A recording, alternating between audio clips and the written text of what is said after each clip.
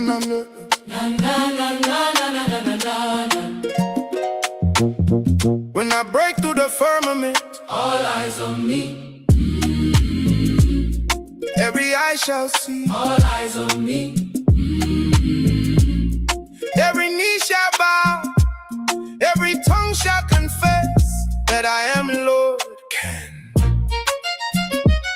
And from Yahweh Shai HaMashiach, who is the faithful witness, and the first begotten of the dead, and the prince of the kings of the earth, unto him that loved us and washed us from our sins in his own blood, and have made us kings and priests unto Yahweh Shai and his ever. To him be glory and dominion forever and ever. Amen. Behold, he cometh with clouds, and every eye shall see him, and they also which pierced him, and all kindred of the earth shall wail because of him. Even so, amen. And he said unto me, I will liken my judgment unto a ring light, because there is no slackness of the last, even so there is no swiftness of the first. So I answered and said, couldest thou not make those that have been made and be now, and that are for to come, at once, that thou mightest show thy judgment the sooner? To everything there is a season, and a time to every purpose under the heaven. What profit hath he that worketh in that wherein he laboreth? I have seen the travail which Yahweh hath given to the sons of men to be exercised in it. He hath made everything beautiful in his time. Also he hath set the world in their hearts, so that no man can find out the work that Yahweh maketh from the beginning to the end. Because sentence against an evil work is not executed speedily. Yo! Therefore the heart of the sons of men is fully set in them to do evil. But it shall not be well with the wicked. Where wast thou when I laid the foundations of the earth? Declare, if thou hast understanding, for my thoughts are not your thoughts, neither are your ways my ways, saith Yahweh. For as the heavens are higher than the earth, so are my ways higher than your ways, and my thoughts than your thoughts. And he said unto them, it is not for you to know the times of the seasons, which the Abba hath put in his own power. But of that day and hour knoweth no man, no, not the angels of heaven, but my Abba only. But as the days of Noah, so shall also the coming of the Son of Man be. And then shall appear the sign of the Son of Man in heaven. And then shall all the tribes of the earth mourn, and they shall see the Son of Man coming in the clouds of heaven with power and great glory. And I looked, and behold a white cloud, and upon the cloud one sat like unto the Son of Man, having on his head a golden crown, and in his hand a sharp sickle. And another angel came out of the temple, crying with a loud voice to him that sat on the cloud, thrust in thy sickle and reap, for the time is come for thee to reap, for the harvest of the earth is ripe. And he that sat on the cloud thrust in his sickle on the earth, and the earth was reaped.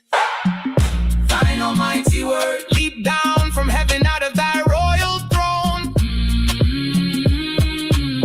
and brought thine unfeigned commandment as a sharp sword. Put ye in the sickle, for the harvest is ripe. Come, get you down. I have trodden the winepress alone, and of the people there was none with me. For I will tread them in mine anger, and trample them in my fury, and their blood shall be sprinkled upon my garments, and I will stain all my raiment. For the day of vengeance is in mine heart, and the year of my redeemed is come.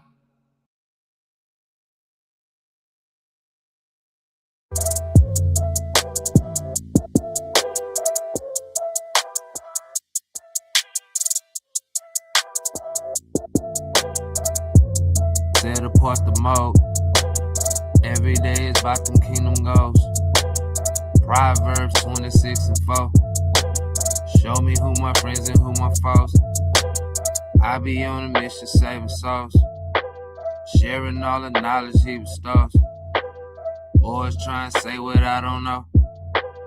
Count it all joy, let it go. Gird up in the scripts, hit the streets, I'm on the road. Ruach in me, pouring to me till I overflow. Let me be a light unto those in affliction. Open up the gates, let my people out of prison. See you disdain, bring it out anyway. They don't wanna listen, cry loud anyway. Tree by the waters, bearing fruit shall not be moved. Trusting in Yahweh, you can win and never lose. Ruach in me, pouring to me till I overflow. In and out of season, on a mission, saving souls. Keeper of the law, I'm just doing what I'm taught. Set apart the mode, I put off the mortal clothes. Ruach in me, pouring to me till I overflow. In and out of season, on a mission, saving souls. Keeper of the law, I'm just doing what I'm taught. Set apart the mode, I put off the mortal clothes. Set apart the mode. Wisdom is more valuable than gold. All we know is stick to the coast. Salvation is a straight and narrow road. Torah is the only life we know. But Sorah is that good seed we sow. Only good soil where it grows. I do not control how it goes. Psalm 91 when I'm walking out the door. Gotta stay strapped when you battle with your foes. Ephesians 6:12 got me staying on my toes. No friendship with this world, I'm on that James 4:4. To your disdain, bring it out anyway. 1 Thessalonians 5, he coming back in that day. 24/7, I'm focused on kingdom goals. Gird up in the scripts, hit the streets to save souls. In the midst of the fire, I desire your deliverance. Don't let us die due to ignorance. And if you know what the Father's business is, seek him with all diligence. State of emergency, that's our nation. 1 John 2:15, start the conversation. Ye are gods, that'll die the death of men, and fall as one of the princes. Because of sin, we are under false pretenses. Abba, bring us to our senses. Bring us back to you, Adonai, and we will return. Babylon is falling down, Sodom and Gomorrah burns. Exodus 20 verses 1-5. Moses asked the people who on Yah's side. Ruach pouring to me till I overflow. Colossians 2:8. I don't ride no coat. Tails, the other side of the coin. This script gang, and I ain't forcing nobody to join. Set apart the lifestyle that chose me. I ride with it. Keep the prophecies of the book. Ruach in me, pouring to me till I overflow. In and out of season, on the mission, saving souls. Keeper of the law, I'm just doing what I'm taught. Set apart the mode, I put off the mortal clothes. Ruach in me, pouring to me till I overflow. In and out of season, on the mission, saving souls. Keeper of the law, I'm just doing what I'm taught. Set apart the mode, I put off the mortal clothes.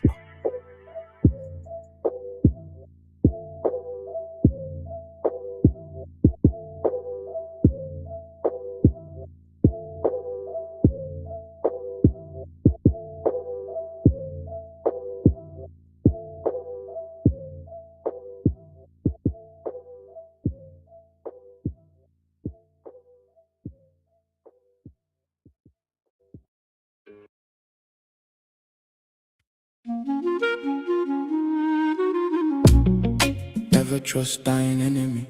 Who will pity a charmer that is bitten with a serpent?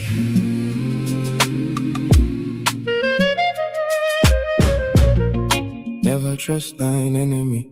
Who will pity a charmer that is bitten with a serpent?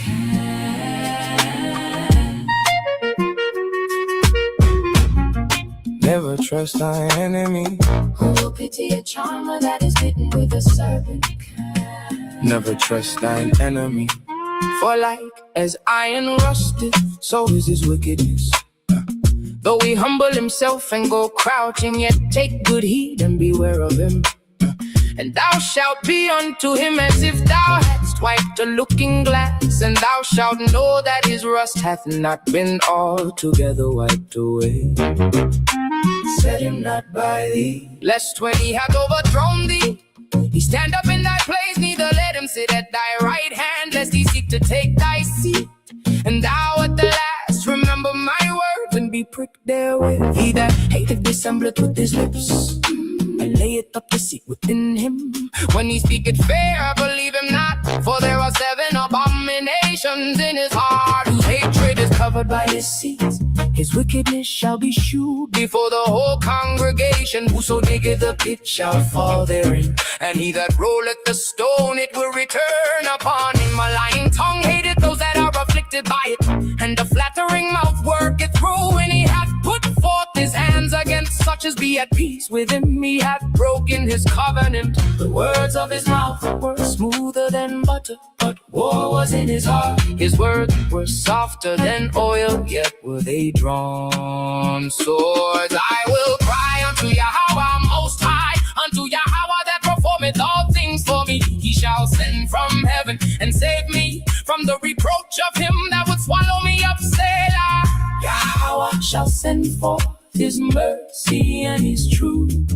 My soul is among lions, and I lie even among them that are set on fire. Even the sons of men whose teeth are spears and arrows, and their tongue a sharp sword. Be thou exalted, O Yahweh, above the heavens. Let thy glory be above all the earth. They have prepared a net for my steps. My soul is bowed down. They have digged a pit before me, into the midst whereof they are fallen themselves. Selah. The words of his mouth were smoother than butter, but war was in his heart. The words of his mouth were smoother than butter, but war was in his heart. The words of his mouth were smoother than butter, but war was in his heart. The wicked, through the pride of his countenance, will not seek after Yahweh. Is not in all his thoughts, his ways are always grievous. Thy judgments are far above out of his sight. As for all his enemies, he puffeth at them. He hath said in his heart, I shall not be moved, for I shall never be in adversity. His mouth is full of cursing and deceit and fraud. Under his tongue is mischief and vanity. He sitteth in the lurking places of the villages. In the secret places doth he murder the innocent. His eyes are privily set against the poor. He lieth in wait secretly as a lion in his den. He lieth in wait to catch the poor. He doth catch the poor when he draweth with him into his net. He croucheth and humbleth himself, that the poor may fall by his strong ones. He hath said in his heart, Yahweh hath forgotten. He hideth his face, he will never see it. From the wicked that oppress me, from my deadly enemies who compass me about. They are enclosed in their own fat. With their mouth they speak proudly. They have now compassed us in our steps take. Have set their eyes bowing down to the earth. Like as a lion that is greedy of his prey, and as it were a young lion lurking in secret places. Arise, O Yahweh, disappoint him, cast him down. Deliver my soul from the wicked, which is thy sword. Oh Yahweh, my power, in thee do I put my trust. Save me from all them that persecute me, and deliver me, lest he tear my soul like a lion, rending it in pieces, while there is none to deliver. Oh Yahweh, my power, if I have done this, if there be iniquity in my hands, if I have rewarded evil unto him that goes at peace with me. Yeah, I have delivered you, that without cause is mine enemy. Let the enemy persecute my soul and take it. Yeah, let him tread down my life upon the earth, and lay mine honor in the dust. Selah. Arise, O Yahweh, in thine anger, lift up thyself because of the rage of mine enemies, and awake for me to the judgment that thou hast commanded. Deliver me, Yahweh, my power from the wicked. Deliver me, Yahweh, my power from the wicked. Deliver me, Yahweh, my power from the wicked. He that worketh deceit shall not dwell within my house. He that telleth lies shall not tarry in my sight. I will barely destroy all the wicked of the land, that I may cut off all wicked doers from the city of Yahweh.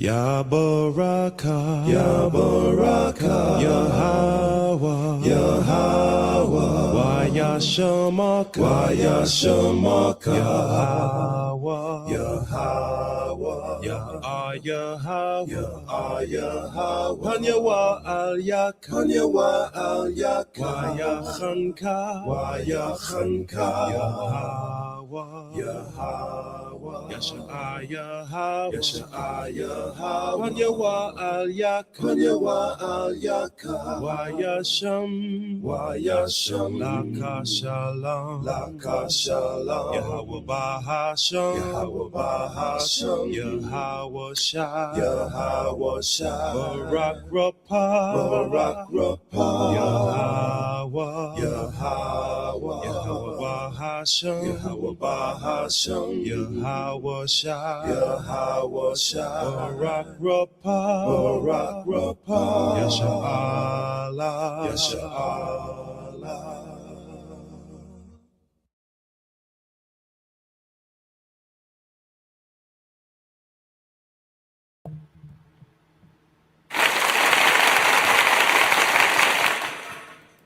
Hey, first giving all honor, glory, and praise to Yahweh Ba'ashem, Hamashem like I was shy. Hey, the world only knows Yahweh as God. The world only knows Yahweh Shai as Jesus. Hamashiach will be the Christ. Hey, Shabbat Shalom to everybody. Shabbat Shalom. Giving all honor, glory, and praise, man. My name is Ariyah. Brother Yawasat. Shalom, shalom, brother Hoshaya, shalom. Shalom, brother Atazawan. Shalom, shalom, man. Big Jude in the building. Come, man. Hey, all praises to the Most High. Hey, all praises. And I know you see the title of the lesson, Never Trust Thine Enemy. You know, for as iron rusteth, hey, so do he, man.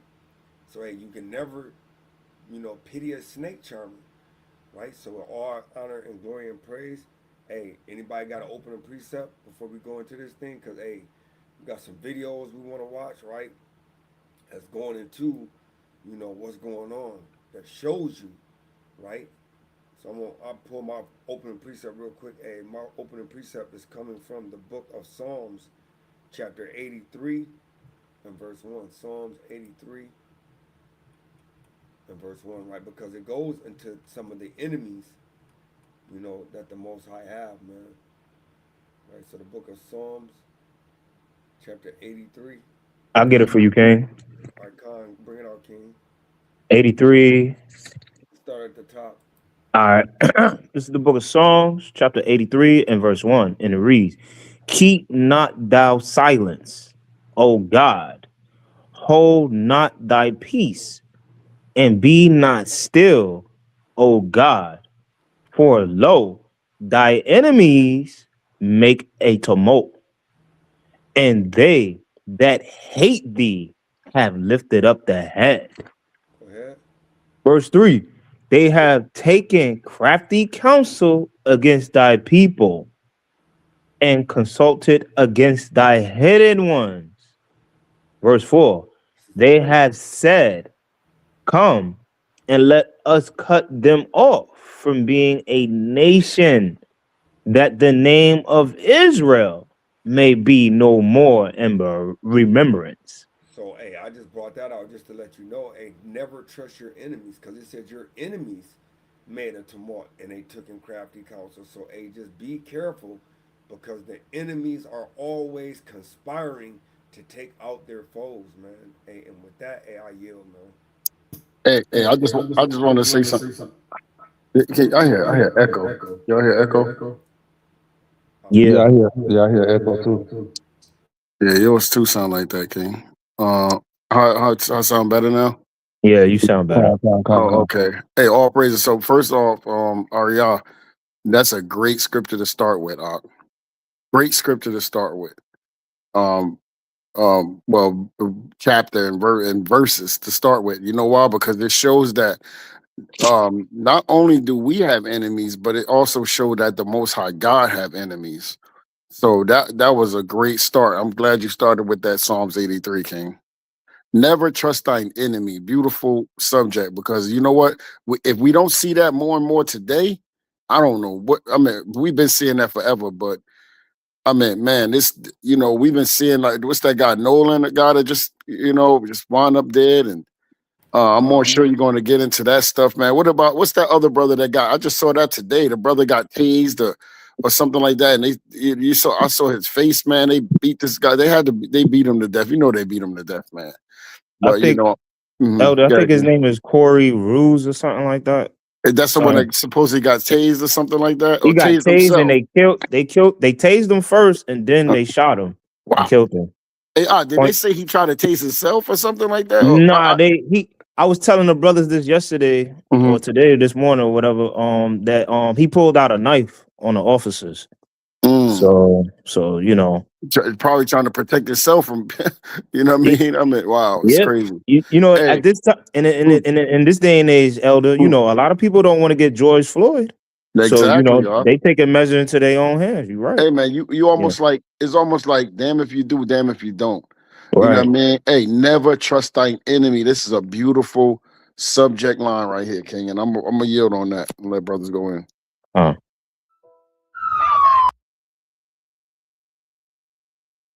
I got an opening precept, King. King, bring that thing out, King. This is the book of Songs, chapter 2 and verse 1.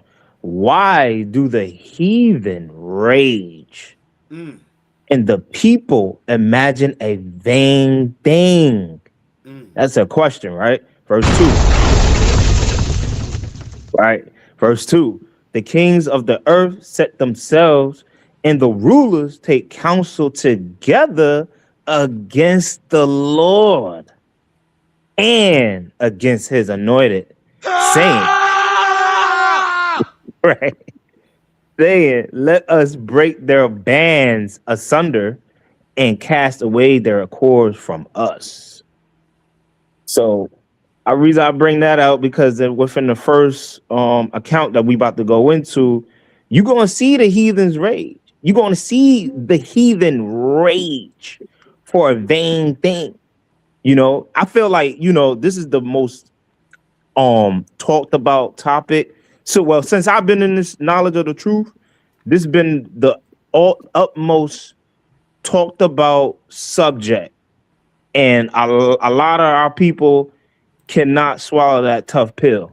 You know what I'm saying? Because they want involve the heathens, the other nations, with everything that got going, what we got going on for ourselves, basically, or what the Most High got for us, for His people, right? So this is like the elder said, this is like the most beautiful topic to talk about, and we must talk about it because right now, if you're not noticing, Yasharal, you so-called blacks, Latinos, and Native Americans, we are in a major, major race war right now.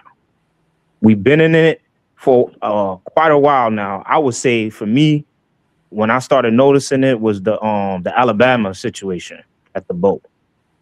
You know what I'm saying? So now these devils, these deceivers, these heathens are showing their true horns, and they're not about to stop. They're not about to let up at any means. So I yield on that, King.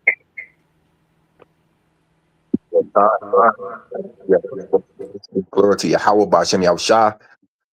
Yeah, that's right. And going into this topic, we have to realize, man, going to the Lord, even when you get put in a situation where it may not be in favor, you got to understand. Like, we got to understand, to us, is chastisement or is judgment from the Most High, right? Because we know we have enemies, even of Israel. We have enemies even in Israel. Pretty much whoever's not, doing the will of the Most High could be an enemy of Israel. With other nations, I know in America, we always say so-called white man, the Edomites, but you got all the other nations. You got the Moabites, the Ammonites, the Hamites, so there's a lot of enemies of the Most High, especially those that are not of the circumcision. This is James 4:4. The book of James, chapter 4 and verse 4, it reads, "You adulterers and adulteress, know ye not that the friendship of the world is enmity with the Most High? Whosoever therefore would be a friend of the world is the enemy of Yahweh, right? Enemy of God. So you can become an enemy of God, right? Just by loving this world, too much, doing the things of the world, being careless, not, concentrating on the law, statute, commandments. You can become an enemy of the Most High. And I yield with that. Hey, if nobody else got to go in, I just want to go in what Yawasop just said, but I'm gonna let anybody else go in right now. Yeah, But I ain't yeah. got that. Y'all can rock out. I'm listening. Hey, I just want to say something real quick though on what our brother Yawasop brought up. Hey, brother Yawasop, let me and for everybody, right? Think about this. If you're enemies, if you're friends with the world, you are enemies of the Most High God, and you are enemies of us. Like you said, that it's more than just the so-called white man.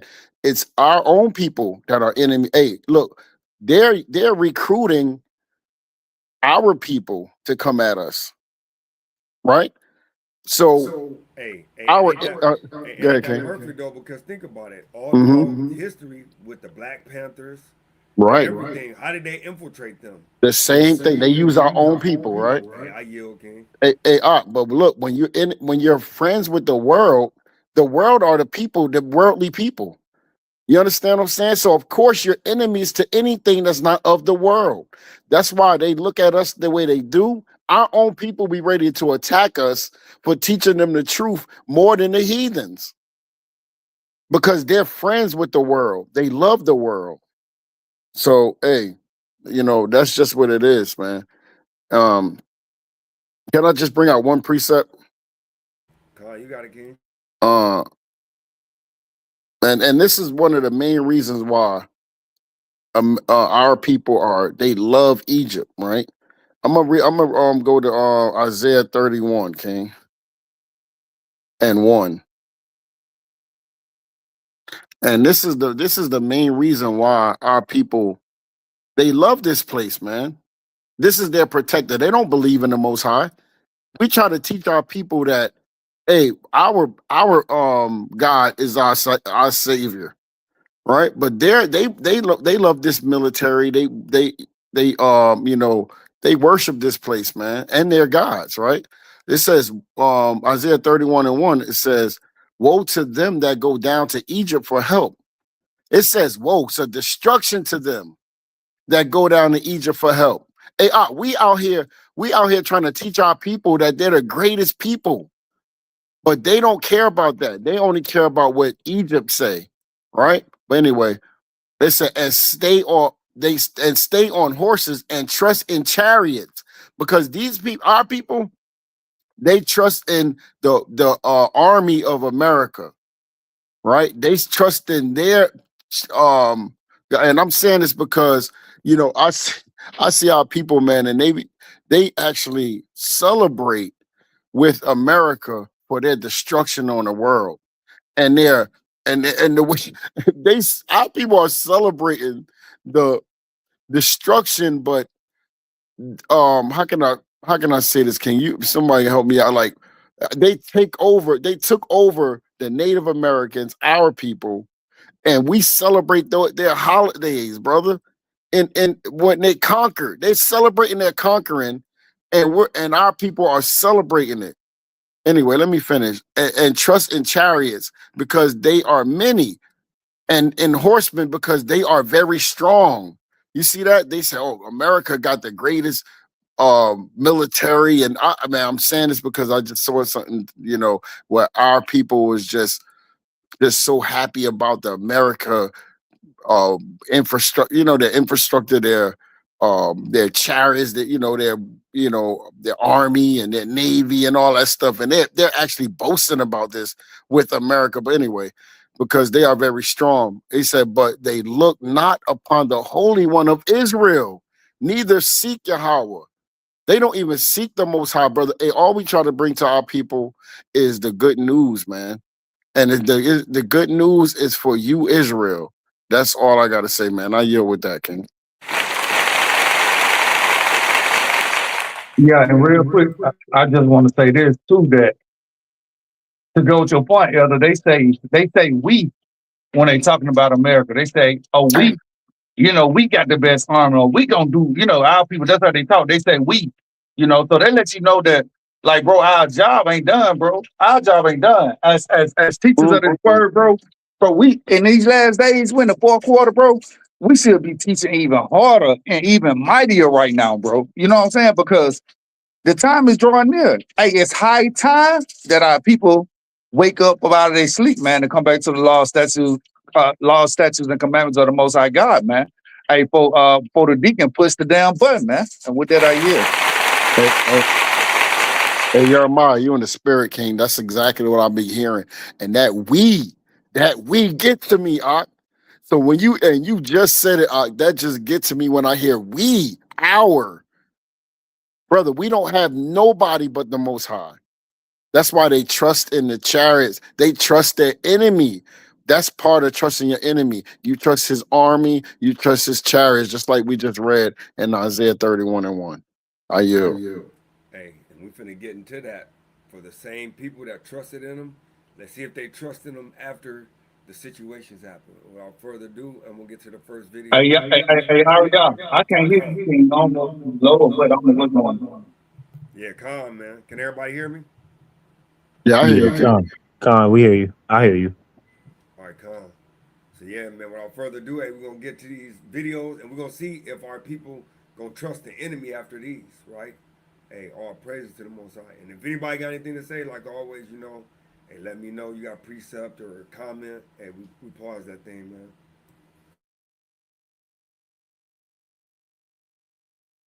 man. From overnight, a Rochester jury reaching a late-night verdict in the case of a woman accused of calling a little boy a racial slur at a park. Shiloh Hendricks was facing 2 counts of disorderly conduct. Hannah Flood is in the live center with how this trial ended and what this means going forward. Hi, Hannah. Yeah, good morning. You may remember this case because of that now viral video that started all of it. The video shows Shiloh Hendricks allegedly calling an 8-year-old boy with autism a racial slur while she was out at the playground with her child. It was posted last year and it led to community rallies and an outpouring of support both for the child and family it featured, but also for the woman, for Hendricks. She was charged with 2 counts of disorderly conduct and took the case all the way to a jury trial. According to KTTC, late last night, the jury returned a split verdict, finding her guilty of 1 count, but not guilty of the other count. The count she was found guilty for was not related to the racial slur thrown at the child, but instead conduct against the man who took that viral video. Hey, did you just hear that? They said they didn't find her guilty of the slur against a child that literally had autism. They only found her guilty against what she said against the person that took the video. So basically, she didn't get found guilty of the act she did. She was only found guilty with her behavior that she had for getting caught doing the act. You see how crazy this place is, bro? Hey, did you see her name? Yeah, bro. Shiloh Hendricks. Bro, that's crazy work, King. That's just crazy, man. I had to say that because I'm like, I'm going to rewind that part. They said literally she didn't get in trouble for the act. She got in trouble for the behavior she had towards the person recording that. So basically saying if they didn't have no type of proof, bro, she probably wouldn't have gotten in trouble. And Aria, it was the father. The father was recording. Wow. You know what I'm saying? Yeah. Wow. I'm gonna replay that part. It's crazy work. Thrown at the child, but instead conduct against the man who took that viral video. Now, during the trial, the Rochester branch of the NAACP submitted a victim impact statement and asked the judge for the stiffest sentence possible, saying, quote, the words and actions of Ms. Hendricks caused tremendous fear and trauma to a defenseless child. For many members of our community, this was not simply an isolated playground incident. It was a painful reminder that the hatred represented by that word still exists today. Hendricks did not speak in court. KTTC reporting Hendricks was sentenced to probation. She has to complete 200 hours of community service and will be required to pay a $1,000 fine. Tom and Kelly. All right, Hannah, thanks for the update overnight. Appreciate that.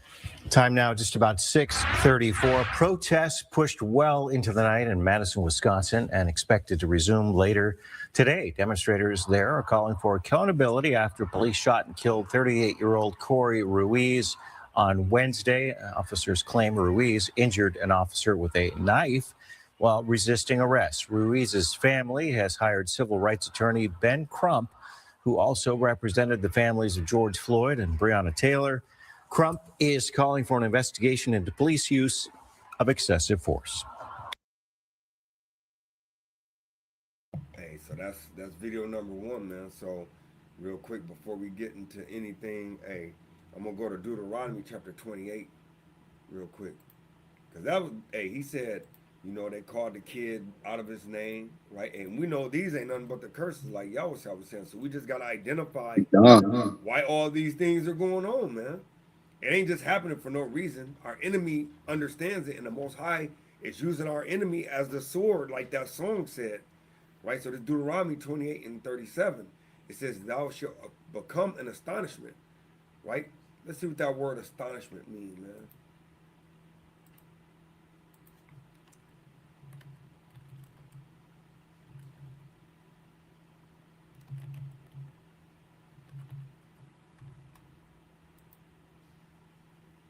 Astonishment. Astonishment is a noun that means a state of very surprise, extreme amazement, or shock. It happens when you see or see something that's so unexpected that it leaves you momentarily stunned, right?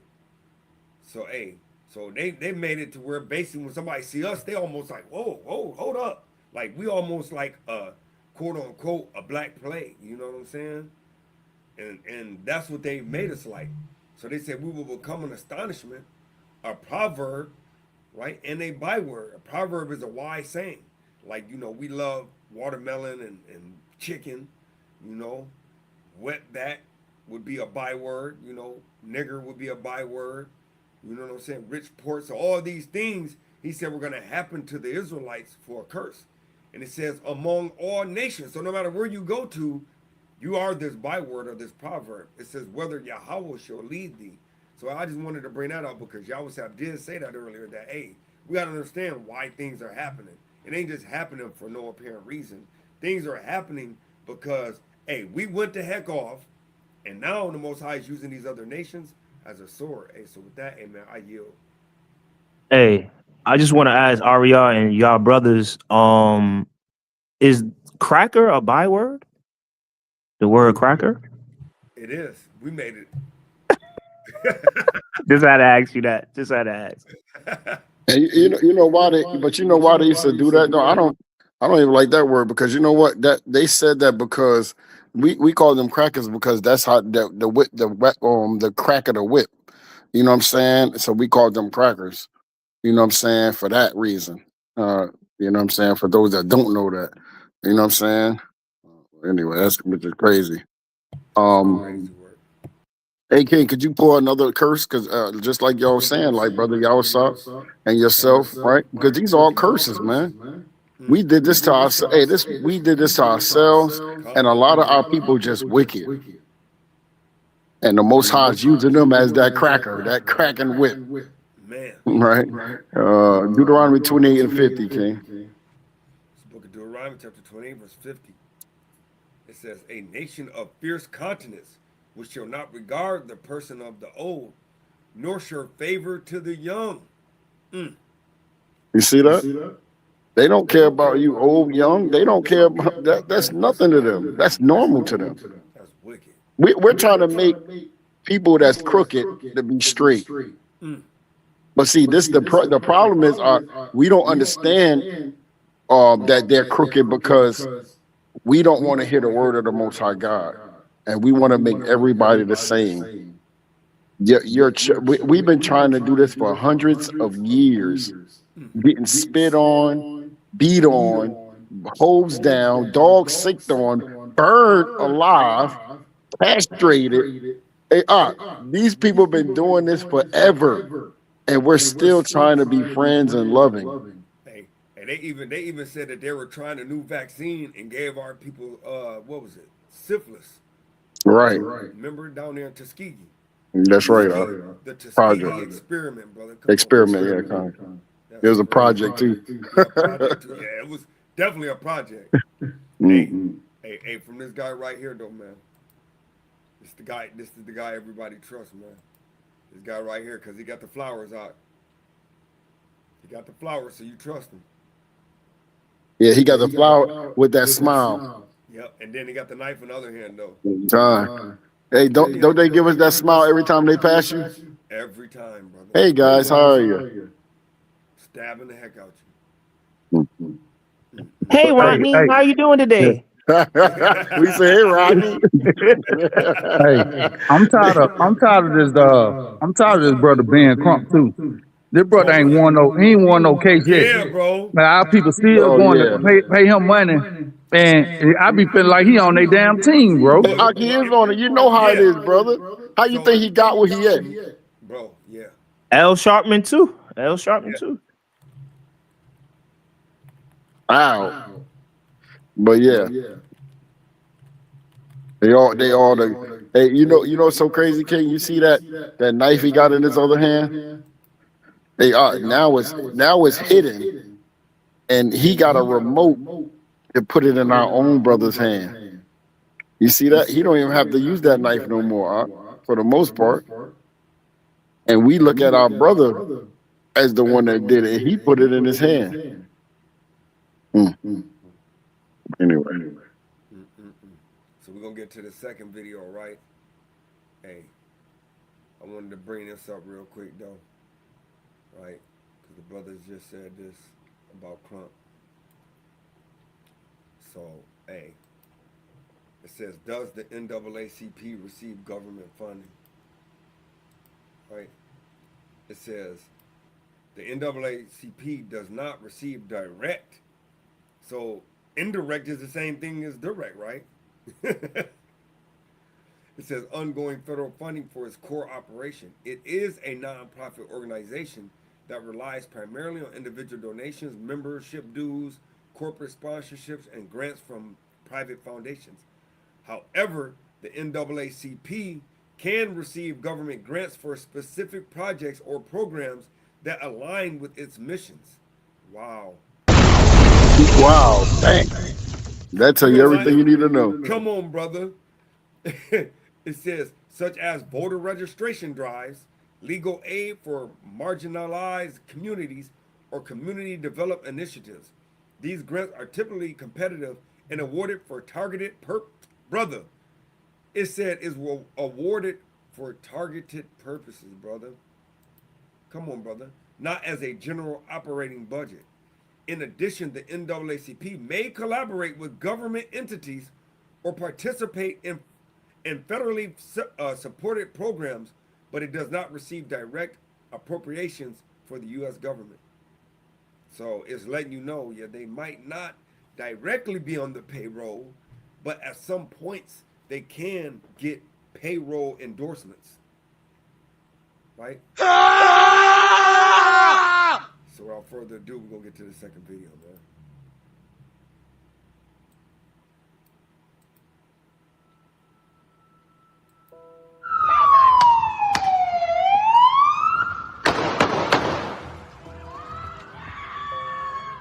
Horrifying video captured the moment a Wisconsin police officer fatally shot a man who authorities say knifed him while resisting arrest.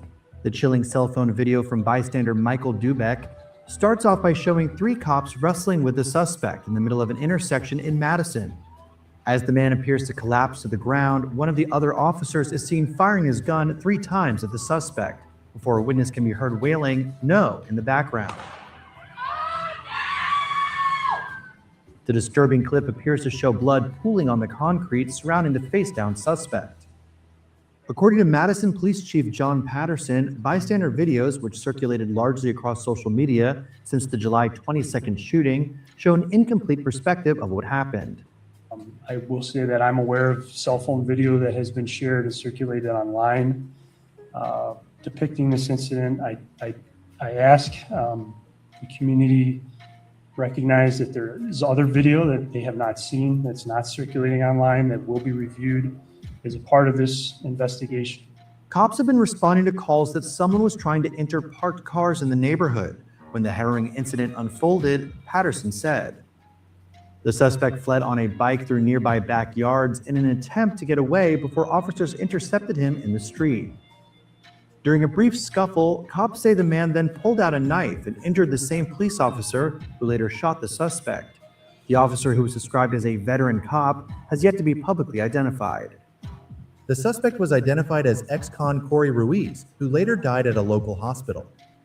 The deadly incident has sparked fury in Madison, with protesters taking to the streets, as well as the site of the shooting. So what y'all think about that, man? Unbelievable. Hey, and even though we know like it could have been judgment for sure, but still the scriptures talk about this. So I'm gonna bring out Lamentations 4:18. Right? Because hey, the scriptures talk about this, and we know Right that on. hey, like y'all have said, you know, I'm not definitely downplaying that what the Most High judgment is, you know, because hey, you know, our people we do things wicked, man. But hey, it still does illustrate, you know, what's going on with these other nations, man, and um, especially the enemy. And it goes back to what the brother said. We're going to start at verse 16. Lamentations 4:16. It says, the anger of Yahweh have divided them, and he will no more regard them. So, hey, like brothers Yahweh said, hey, it's the anger of the Most High that's doing this. He said, they respected not the persons of the priests. They favored not the elders, just like Elder Hashai was talking about. As for us, our eyes as yet failed for our vain help. In our watching, we have watched for a nation that could not save us. Because that's going back to what Elder Ashaya said, that, hey, our people want to reach back to Egypt. We want to reach back to the programs. We want to, like Brother Jeremiah said, we want to reach to dang NAACP that could possibly be getting funded, you know what I'm saying, by the nation, by your enemy. But yet you trying to ask your enemy to protect you, your enemy to go to court and actually, you know, be the person that's witnessing for you in your behalf, speaking for you. Verse 18 is the point, though. They hunt our steps. So they go out as hunters, man. Whether it was a knife or not, brother, guess what? We know we was teaching down, and we were just talking about this morning. We went and taught down in Savannah, right? I think it was Savannah. No, it wasn't Savannah. What was the name of that, where we was at? Augusta, right? We literally down there, and because it just so happened to be the 4th of July, and they looking to pull people over that look like us, they pull us over, run us out. We literally tell them that we're here to teach the Bible, and they pull us out the car, searching through the car, trying to find all kind of anything, and didn't find anything but Bibles and more Bibles, right? So it says they hunt our steps, that we cannot go in our streets. Our end is near. Our days are fulfilled. Our end is come. So, hey, you know, it just goes back, you know what I'm saying, even goes into who our persecute are with the Eagles. But, you know, I just bring that precept out because, hey, we get hunted, man. Just like we live game, like we a deer or a bison or something of that nature. That's how we get treated in the streets, man. So, hey, with that, man, I yield. Yeah, Con. I heard echo. That's me echoing? I heard echo. You can hear me? Yeah, Con, you good, King? Okay, Con. Yeah, that's right. You know, and the thing is, you know, this is what the word teaches us. See, the word it's a history book. And see, that's why you have to be always, you know, mindful of the word, you know, because it tells us how to conduct ourselves. I think you put that chart up earlier, not the chart, but the five categories of laws that we have in yeah, and that's and that goes into civil, right? How to be civil amongst the nations when we are in the enemy's land. See, Israel, they have fooled the Israelites, man. They fooled so-called blacks, Hispanic people into thinking, like I was telling us about it recently, this is a punishment for us.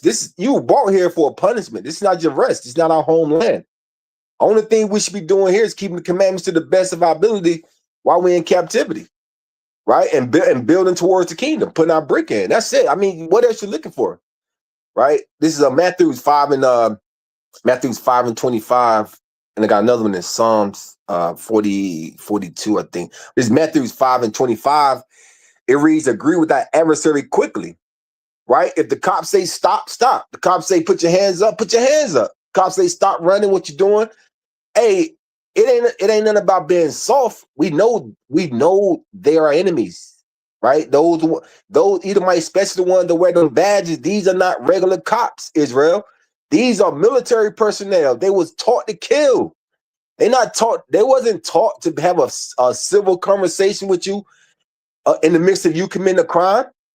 That's their MO. They see that crime, it's time to go. They get aroused out of it, they get a kick out of it. It said, agree with the adversary quickly while thou art in the way with him.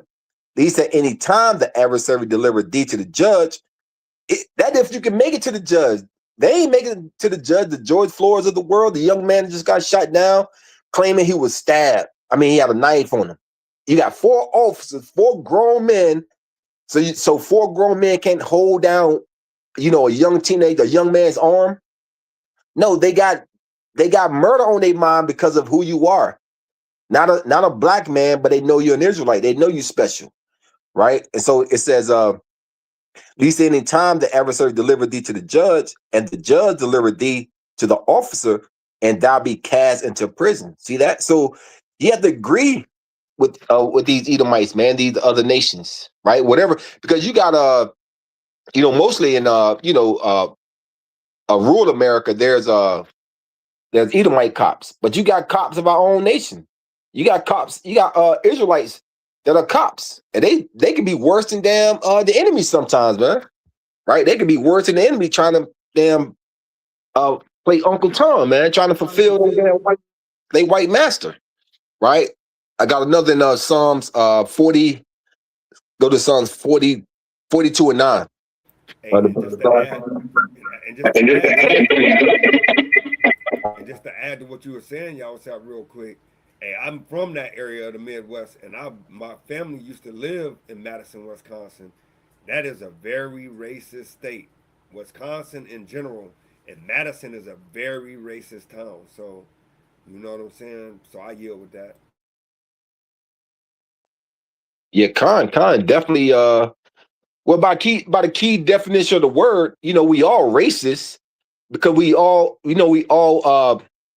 have a likeness for our people. We take an interest in our people, right? The prefix ist. So we all racist, but they have formed a system called a systemic racism. It's systemic. It's a system where it benefits one race of people, right? We're not saying that, we know you racist. I'm a racist. You're talking to the biggest racist in America right now, which is me. I love my people. I care for my people. No, I got you beat, King. I got you beat. Okay, Con. Hey, this Psalms 42 and 9. It says, I will say unto Yahweh, my rock, why hast thou forgotten me? Why go out mourning because of the oppression of the enemy? See that? Right? So we go mourning because the enemy in America, you already know, it's Esau, right? The so-called white man. He's not white, he's red, according to Genesis 25th chapter. But we know he's our enemy because how is in the law. He told us, Moses told us 4,000 years ago, we'll go back into slavery and there you'll be sold to your enemy, man. Right? So we got to wake up, Israel, so-called blacks, Hispanics, Native Americans. You have to wake up. If you get encountered with the police, this is just great advice. If you ever get encountered with any law enforcement agency, whether the sheriffs or the police department or whatever, hey, agree with them. Don't let your pride get so caught up knowing that you're trying to be tough. That's not the time to be tough. That's the time to agree with your adversary. Because who said it? The Lord said it. Right? He said, agree with your adversary quickly. Right? And with that, I yield. Hey, y'all talk. We had went to Augusta. And let me shut up. I yield, bro. And that's a mighty point, though. We have to agree quickly. Hey, and that's something you and the Spirit King, because earlier today, that's literally what we was talking about. That same exact precept. What we are talking about? Absolutely. That's that brother in the spirit, man.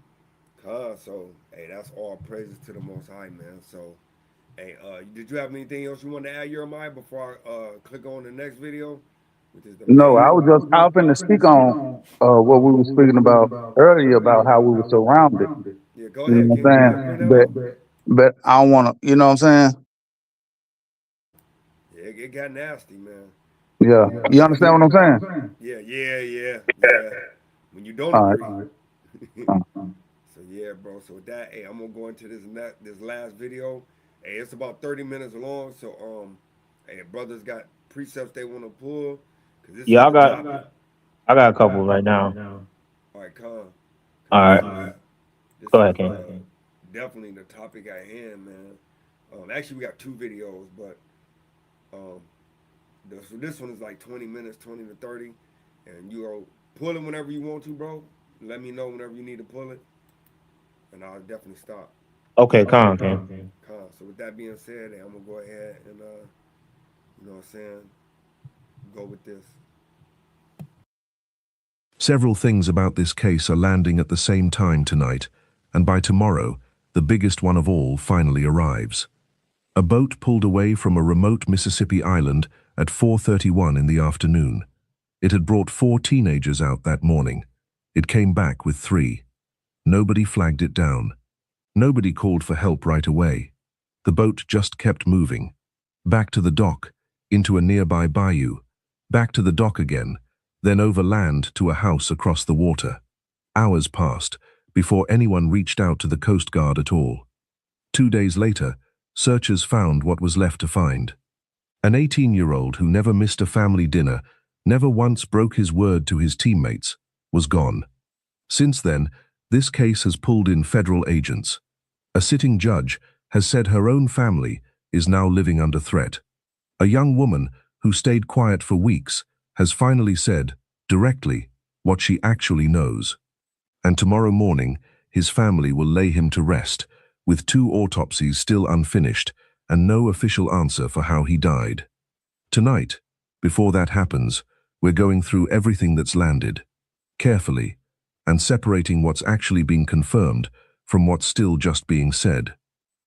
Quick note before we get into it. This case involves the death of a young person, and some of what we'll cover tonight is genuinely heavy. Take care of yourself while you watch, and step away if you need to. If this is your first time here, welcome.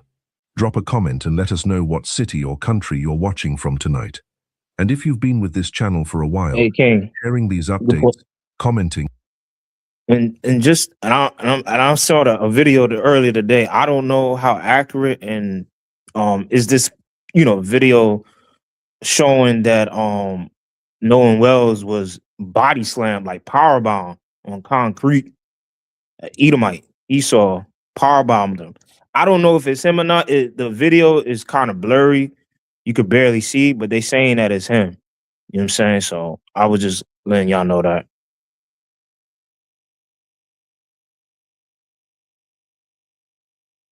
You muted, King. We can't hear you, King. Salakia. You're good, King. When this first came out, I didn't even watch none of it. I literally just started watching it just like a few days ago because I knew they had to sort out a lot of stuff. And really what they're saying is they done did the autopsies, but all praise to the Most High, like they ain't got nothing back. And when I was watching some of the pathology scientists, they were saying that it takes a while. Were autopsy scientists, they said it takes a while because when you really do an autopsy, you also take like small samples of like all of the different organs to see if there was any drugs involved, if there was any poisoning involved. So I mean, it's a very intensive, you know, research when they're trying to figure out what was the true cause, because whatever you bring out to the forefront, that's what they deem and put on the thing. Now we do know that one of the parents were also a judge.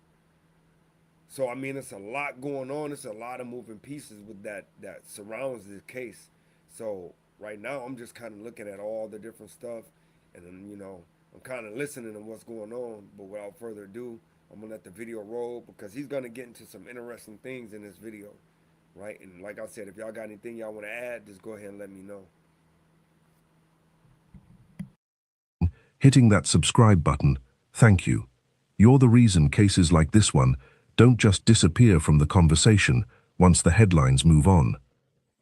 Let's start with who Nolan actually was, because in the noise of an investigation like this one, That part gets lost fastest. Nolan Xavier Wells was 18 years old, 6'1", and about to start his sophomore year at Southwest Mississippi Community College, where he played wide receiver and studied general business. Before that, he spent 4 years at Ocean Springs High School, where he became a 2-time all-region wide receiver. Over his junior and senior seasons, he caught 63 passes for 724 yards and 10 touchdowns. His high school coach, Jake Bramlett, has said publicly that Nolan carried himself with humility, treated people with respect, and led by example without needing to say much at all. A former teammate, Sheroyd Whitehead, who grew up with him, called him one of the most respectful people he's ever known. He was supposed to report back to campus the Monday after this trip to begin preseason practice. He never made it. His father, Elmore Wansley, has talked publicly about something he taught all his kids growing up. If you go out with a group, you come back with the group. He said Nolan knew that rule, lived by it, and that's exactly why the family can't reconcile how their son ended up alone on that island. His mother, Christine Wansley, has spoken about how hard these weeks have been on her and on Nolan's siblings, in ways that don't need embellishing to land. That's who was on that boat on the 4th of July. Now here's where it happened. Horn Island sits about 10 miles off the Mississippi Gulf Coast. It's federally protected land, part of the Gulf Islands National Seashore, known for untouched beaches and quiet fishing spots rather than crowds. For people who live on the coast, a boat trip out there on a holiday weekend is about as ordinary as it gets. That federal designation matters later in this story. It's part of why agencies like the Coast Guard and, eventually, the FBI get involved automatically, not because anything unusual was suspected from the start. Now, the day itself. According to GPS data obtained from Mississippi's Department of Marine Resources, the boat carrying Nolan and his friends left the dock at 9:56 that morning and arrived at Horn Island just over an hour later at 11:14. Nolan was last seen around 3 that afternoon, wearing blue swim trunks and sunglasses. At 4:31, the boat left the island. He wasn't on it. From there, the GPS shows exactly where that boat went, back to the original dock, then into Fort Bayou, back to the dock a second time, then to a boat launch on Fort Bayou itself, and finally, traveling over land to the home of the boat's owners in Biloxi. Every leg of that route is documented. What isn't documented, what nobody has been able to explain, is why a boat carrying 3 teenagers instead of 4 made that entire trip without anyone raising an alarm along the way. Reporting has described 3 other teens as being on that trip with Nolan. One of them is connected to a name that becomes important later in this story. Jackson County Chancery Judge Ashley Cole is the stepmother of one of those 3. Beyond that connection, the other teens involved haven't been identified by name in mainstream reporting, and their individual accounts of that day have shifted somewhat as the investigation has gone on. We're not going to speculate about why. We're just going to note that it's happened. Now, the search. A friend called the Coast Guard around 11 that night, July 4th, but the Jackson County Sheriff's Office didn't formally request Coast Guard assistance until around noon the next day. That's roughly 13 hours between the first call for help and an official multi-agency search beginning. Nobody has offered a detailed public explanation for that gap, and we're not going to fill it in with guesses. It's simple. Yeah, I was about to tell you to stop right there too, Ari. I got something to say about that. Right? And my whole thing is like, if it was a 13-hour gap, Damn. like, brother, that don't raise a flag. Like, Don't. I'm just saying, because that's crazy work. Like, so this young man been missing for 13 hours. Mm-hmm. The boat went out with 4 people and come back with 3. 3 people. Yep. But ain't nobody reached out to the parents at no time in the middle At there. no time, brother. Like, oh, just to let you know, your son got off our boat and they went with somebody else that we don't know, but he said he knew, or whatever it may be, but you're gonna wait until now his body is dead. Like, oh, he went somewhere. Like, bro, it's just a lot of red flags, King. Yep. So, hey, you got it though, King. Nah, I was gonna say the same thing, King. Like, but see, like what brother Yawasat was saying, when it comes to the other nations though, how fast do they react towards Oh their own man, people? I guarantee you, if the other people, so-called white people, right? One of them are missing, hey yo, the whole state gonna know. yeah, Everybody's gonna go out and look out for that person. yep, We got accounts. We got forensic science. We got all the accounts in history of people going missing, and they doing everything they can. The whole village or the community go out and search for the little girl or the little boy. And I'm talking about they go hard. They got the hound dogs out there con, sniffing them out. But con, yet, when it comes to our people, look what we get. Look at the actions that we get behind it, bro. yeah, 13-hour gap. Come on And now. then they saying, well, we don't know what happened, like you said, but then they're not making a full blown out effort to Yep, find out what's going on. that's right. You know, Are you okay? but it makes sense though because if the Most High said that He regard them as as a small dust on the balance, right? Isaiah 40, then it makes sense though why they feel the same way as us because on this earth it's the opposite of what the Most High deems. So if the Most High look at them as a very small dust on the balance, then they look at us as a very small dust on the balance. So this place ain't nothing but the opposite of the Most High. They go against everything of the Most High, man. Right? Matter of fact, ain't that Second Thessalonians? Let me get that real quick. Yeah, Since we're con. talking about the enemy, man. Right? Because the enemy is anybody that isn't a friend of the Most High, right? And we know a friend would be somebody that loves God, right? This is the book of Second Thessalonians 2 and 3. This is what Brother Tazawah was reading today.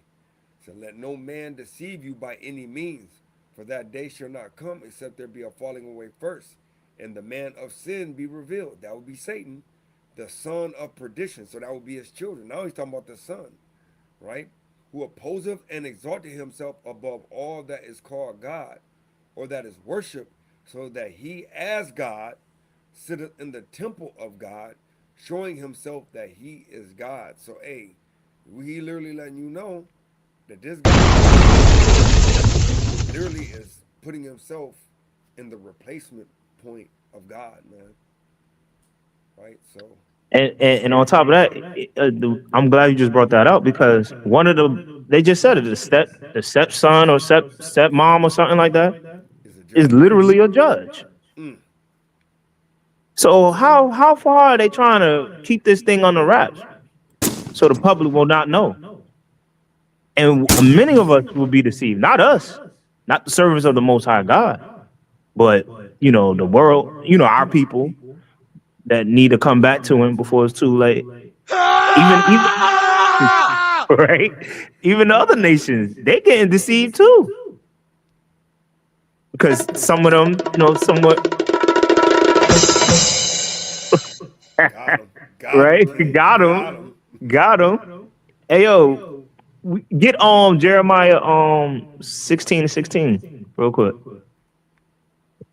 for edification purposes. I think not 16:16, 16:19. I think it is. 19. Yeah. Yeah.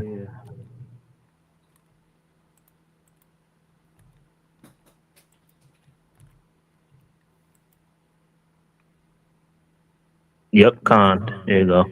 It's the book of Jeremiah 16 and 19. O Yahweh, my strength and my fortress and my refuge, in the day of affliction, the Gentiles shall come unto thee from the ends of the earth, and shall say, Mm-hmm. surely our fathers have inherited lies, Mm-hmm. vanity, and things wherein there is no profit. So even the heathen, their own people, they're gonna lie to their own people and tell them lies. Like, yeah, God loves everybody. You know, Jesus is the savior, and he's my savior, and I'm already saved, and the laws are done away with. Continually, generation after generation after generation. You know what I'm saying? So, I yield on that, King. That's right. And the main points you take away from that, you know, I don't even think no charge is gonna come about because, like you said, the poor investigation on their end, and then when you're dealing with city officials or people that's in law enforcement, they don't want to have a bad stain on their name.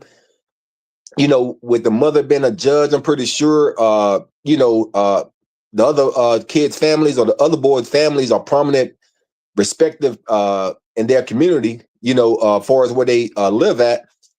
And so a lot of time they'll sweep it under the rug because they don't want that bad publicity to come out. You know, this is a high profile story, which is going to turn to a high profile case. You know, so a lot of time they're just sweep it under the rug and just to protect Esau protecting Esau. You know, go to Psalm 26 because you know all the Israelites that's out there, young men.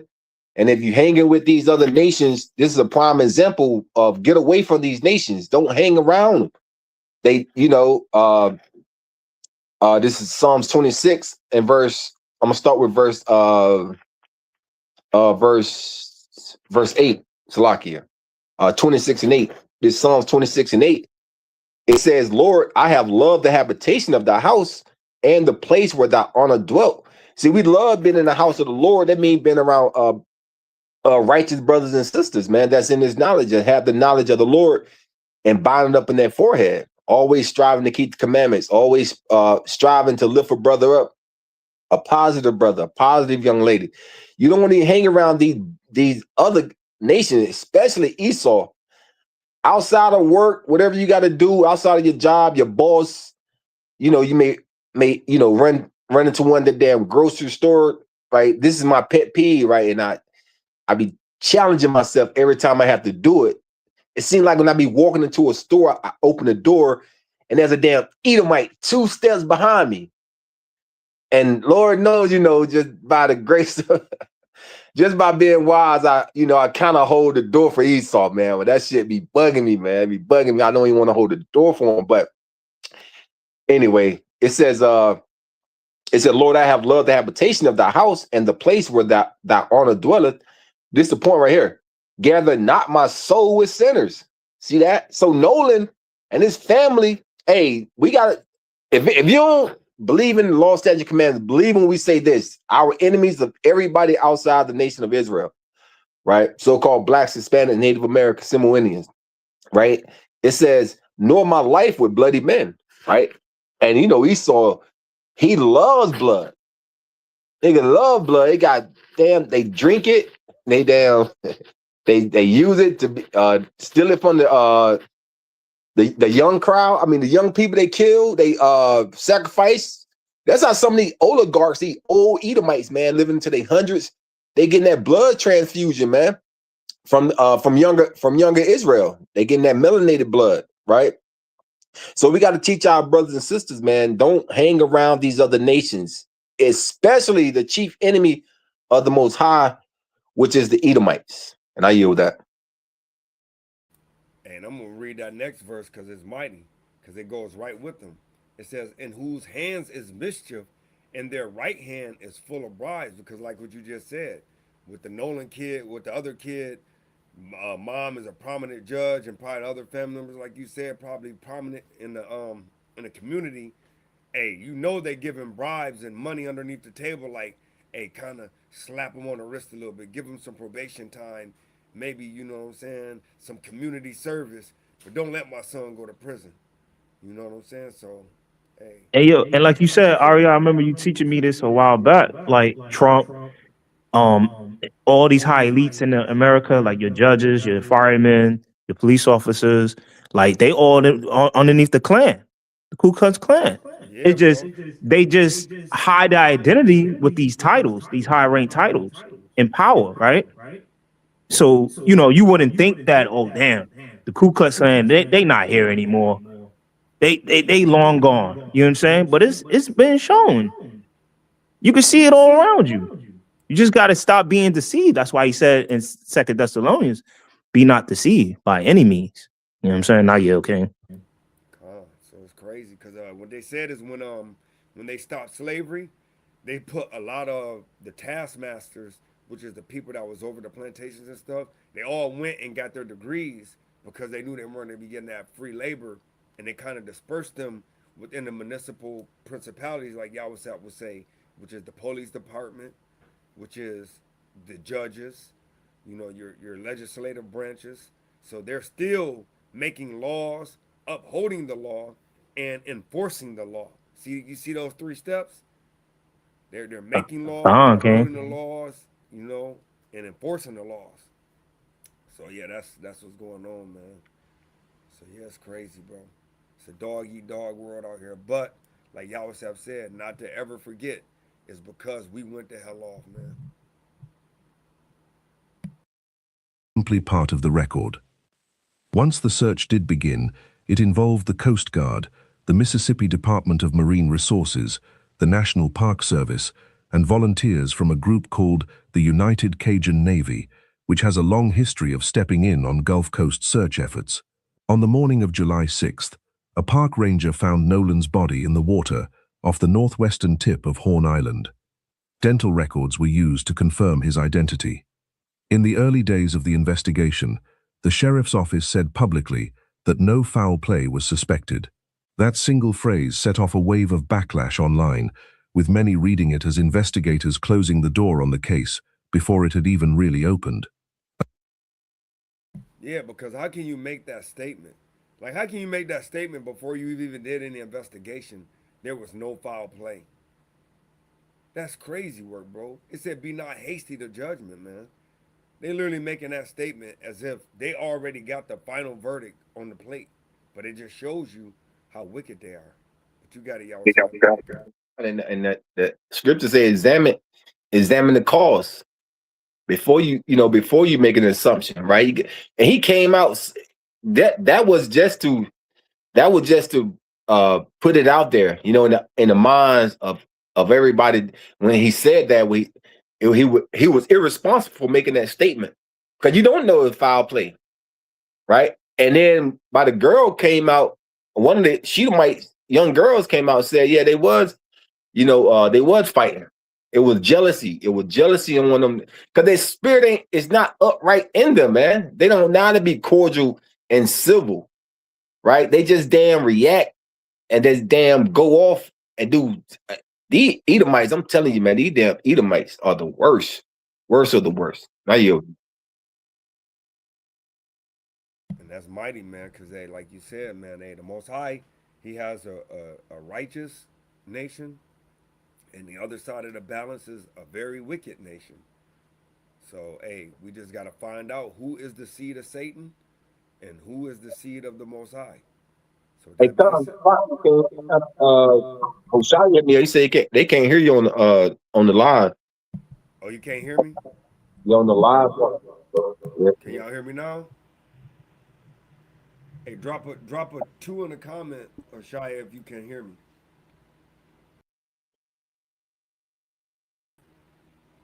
Hey, Oshai, if you can hear me, drop a 2 in the live comments.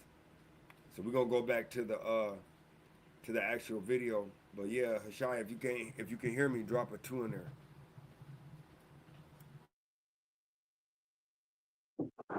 A coroner later clarified what that statement actually meant, that there were no obvious, visible signs of trauma on his body at the scene. Not a finding, not a conclusion about cause or manner of death, just an initial observation, misunderstood by a public that had almost no other information to go on. That distinction matters, and it's one of the first examples in this case of a gap between what was said and what was heard. Before we go further, 2 claims that spread early in this case turned out not to hold up, and it's worth clearing them up before moving forward, because they shaped a lot of public opinion for days. The first was a photo showing Nolan at a pool party, which many people took as proof he'd been seen alive well after the 4th of July. Rolling Stone looked into it, using image metadata and an account from his friend Tristan Shepard, and confirmed the photo was actually taken about a week before the trip, on June 27th.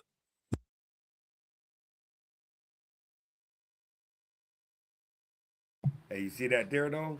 Hey, they said that they threw a picture up, but then that picture was a week earlier. That's mad work, man. That's crazy work. Hey, real quick too. I seen a video where this investigator, black guy, was talking about how they had when they got Nolan body.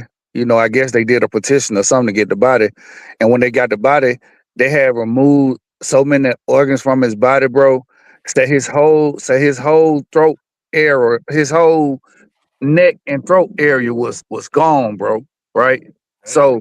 So what I thought about, bro, I said, you know what I think? They probably didn't find no marks on his body because they probably drowned him, bro.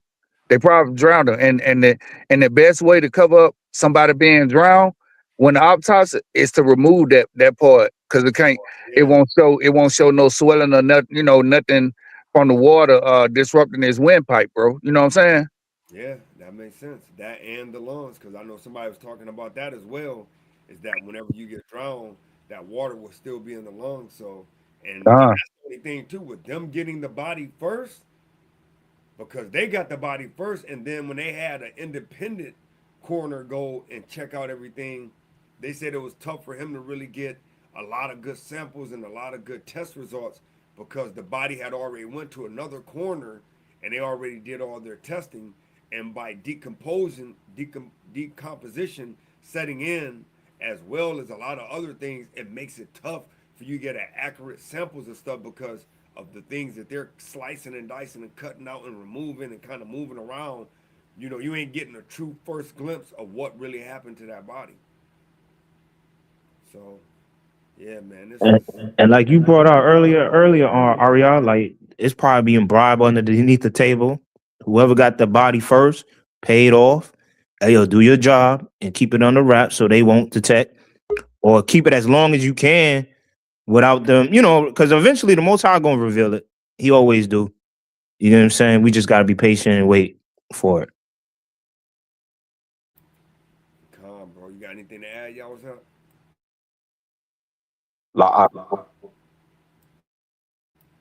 Sorry, we're gonna go back to it, but this is just crazy, man. Like how so much stuff, like it's so many question marks surrounding this case that is unbelievable, man. And the problem is we got somebody in this picture that don't quite look like the others, man. And I'll leave it right there. The second was a viral audio clip many believed captured Nolan in an argument shortly before he vanished. Shepard has said, repeatedly and on the record, that the voice in that clip is his own, not Nolan's. Both of those claims spread fast and were both wrong, and that pattern, unverified information filling a gap that officials hadn't filled yet, shows up again and again in this case. It's worth keeping in mind for everything that follows.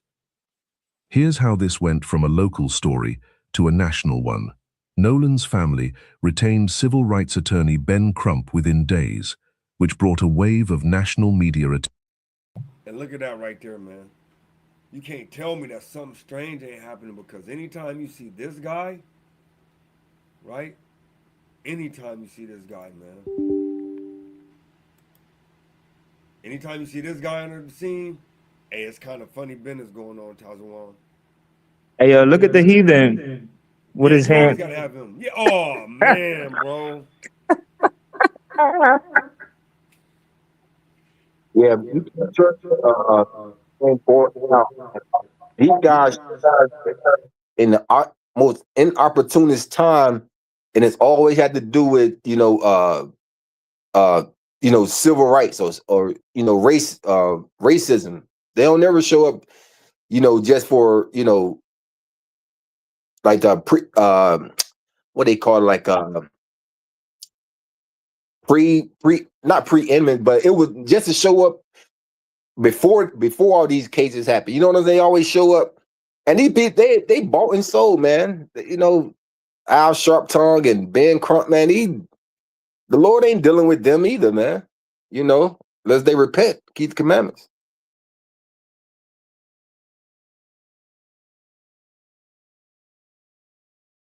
Hey, real quick, right? I'm finna go to one of Tazawam's favorite precepts, man.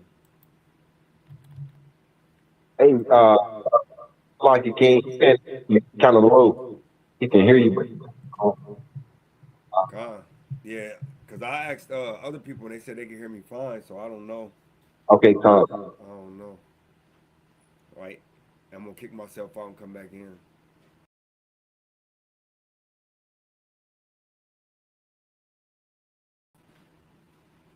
God.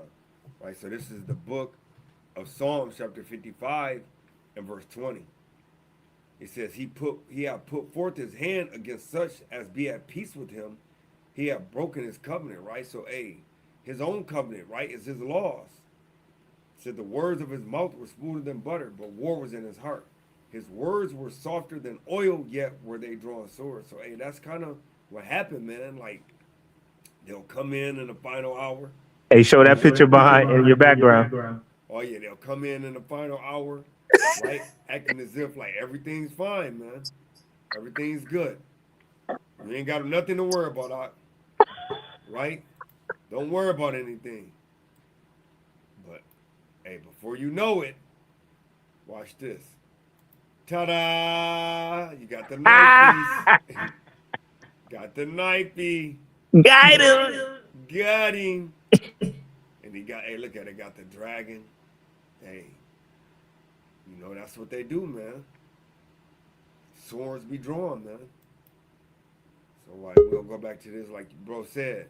We got the Edomite in the back all the time. But why is he the only one stretching his arm forth, right, to touch her? We it's okay, sis. Him and Al Sharpton got their hand in the pot. Probably reaching out, the people asking them for donations in her name. At her vulnerable state. Wicked, man. Attention almost immediately. A GoFundMe set up to help the family. See, and I didn't even know that I was about to say that. He said a GoFundMe to help the family. I wonder who that money is being filtered through. Guaranteed. Right, King. Mr. Guy in the back with his hands stretched out. Hey, you know it. It's okay, we got you.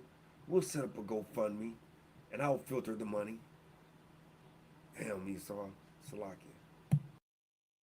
Past $230,000 within about 2 weeks. Advocacy groups began publicly calling for a transparent, thorough investigation, and several major national outlets have also reported on another dimension of this story, that Nolan was the only black teenager in a group of white friends, and that the case has become part of a larger, ongoing national conversation about race. We're noting that here because it's part of how this story has been covered, not because we're drawing a conclusion about what happened on that island. That's simply not something anyone, including us, currently has the evidence to say. Now, to the FBI. For weeks, exactly why federal agents were involved in this case had only been explained in fragments. This week, the FBI's Jackson Field office finally put out a complete, on-the-record statement. It says the agency has assisted with certain aspects of the investigation using federal tools and partnerships, but that the Jackson County Sheriff's Office is leading and will continue to lead the case. It describes a long-standing working relationship between. And we know that's kind of odd, really, because when it comes to the federal government, the FBI, normally once they step in, anybody on the regional or the local level, they automatically got to move. Yeah, they got to get out the way, bro. That's right. Come on, brother. Right. Come on, brother. It's simple, man. I've been part of the judicial system on the wrong side, so I know how it works. Yeah, when that feds walk in, I don't care who your supervisor is or what. When the feds come in, everybody get out the way. It's no longer your case, the feds' case now. But now, why is they walking hand in hand with this? Because it goes to show you that whoever that young man is, and his mom, whoever is in play, got some ties with some very high places, man. So, man, I just wanted to bring that out, man, because, hey, you know, like I said, I've been on the wrong side of that end, of that judicial end. So I know what's going on. And there's some foul, it smell like foul play. If it smell like chicken and look like chicken and tastes like chicken, hey Jeremiah, it kind of look like it's chicken. Hey, it's a damn chicken, not. It's a damn chicken, man. And I yield.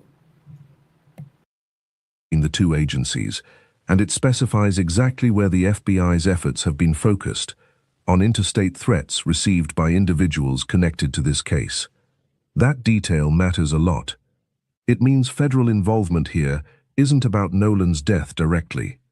It's about protecting people connected to this story from threats serious enough to cross state lines, which is what actually triggers federal jurisdiction in a case like this. Sheriff Ledbetter has separately confirmed the FBI is also assisting with digital evidence review and pointed out that federal involvement isn't unusual here at all, since Horn Island itself is federal land. So now my question is though, if it's federal land and it ain't strange that federal agents get involved, then why ain't they just taking over the whole case? See, it kind of smell like fish now, King. And went from hey, they trying to cook fish in that chicken grease, man. Crazy work. FBI's statement doesn't do is specify what those threats actually said, or exactly who received them. And that gap has been filled, at least in part, on the record, by one very specific person. Jackson County Chancery Judge Ashley Cole, the stepmother we mentioned earlier, connected to one of the 3 teens on that boat, has publicly confirmed that her own family has received death threats over this case. Treston Shepard has said the same thing, that he and other friends of Nolan's have also been threatened. Beyond those two, some other reporting describes additional threats made toward people connected to this case, but those details haven't been confirmed by any official source, so we're treating them as unverified for now. What is not in question is this: threatening a family, a teenager, or a sitting judge over a case like this one is a serious crime, no matter how strongly anyone feels about what may or may not have happened to Nolan. And every threat like this makes it less likely that anyone still holding information will feel safe enough to come forward with it. Now, to the development that shifted this case the most this week. Katie, the young woman who spoke with Nolan in his last confirmed minutes on that beach, has finally spoken directly, not through a relative, not through a social media post, but face-to-face with Nolan's own mother, Christine. Up until now, everything attributed to Katie had come second-hand, filtered through a family friend, then through Katie's own mother and sister, posting online to correct rumors that had spiraled out of control. This meeting is the first time her account has traveled directly from her to the person who needed to hear it most, with nobody standing in between. And her actual account, according to Christine, is more specific than a lot of the public conversation around it. Katie has said, consistently, that she and Nolan spent time together that day and eventually parted ways. She got back on a boat with her own friends. Based on what Nolan told her, she assumed he was heading back to rejoin his own group, but she never actually saw him get on that boat. She assumed it, based on their conversation, not because she watched it happen. That distinction is genuinely important. It means Katie isn't offering a direct eyewitness contradiction to what his friends have said. She's offering his stated intention. Whether he followed through on that intention before whatever happened next is something nobody, not Katie, not his friends, not his family, has been able to confirm. Both things. Hey, but didn't the Edomites say though that they saw him leave with her and they said that he will find his own way back? Right. So out of her own mouth, she literally said that he didn't go with her, that he left from her presence. So that kind of raising more questions on. Can be true. He may have meant to rejoin the group, and something may have changed in the time after that conversation. What actually happened in that gap is still the real mystery here, and it remains unresolved.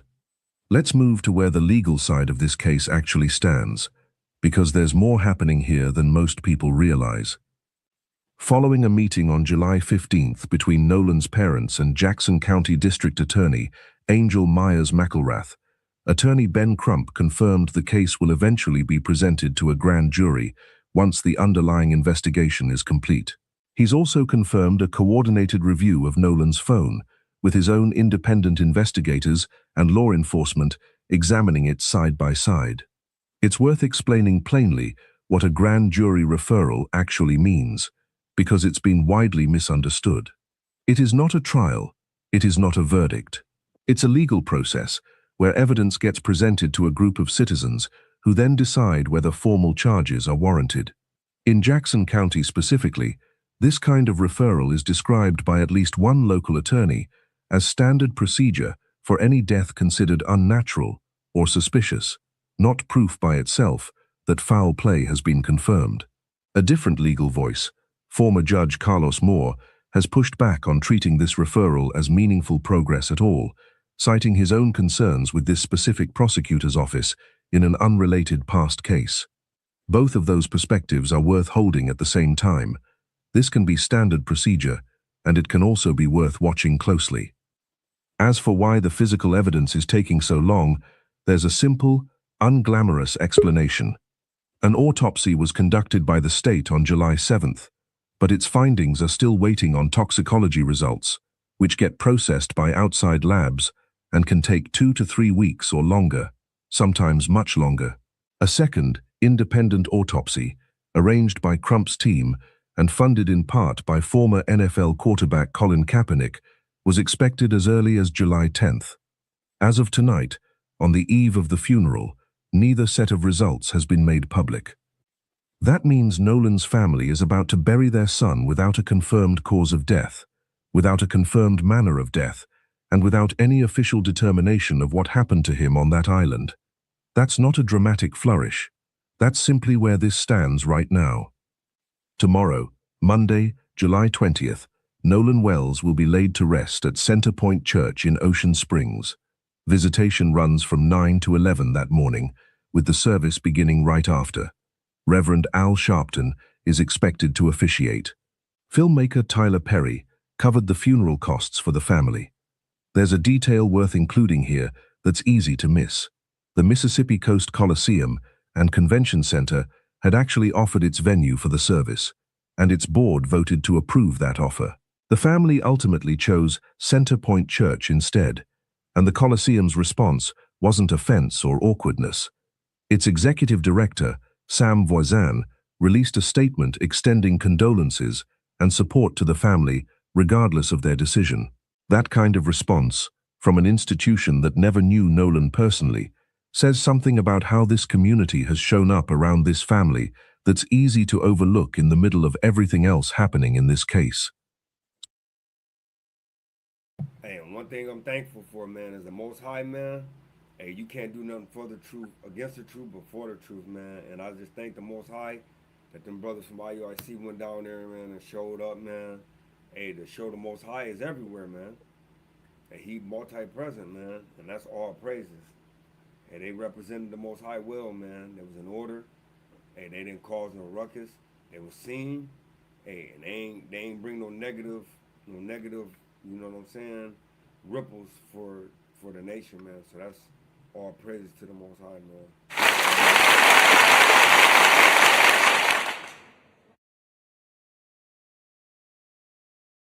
So here's where things actually stand tonight.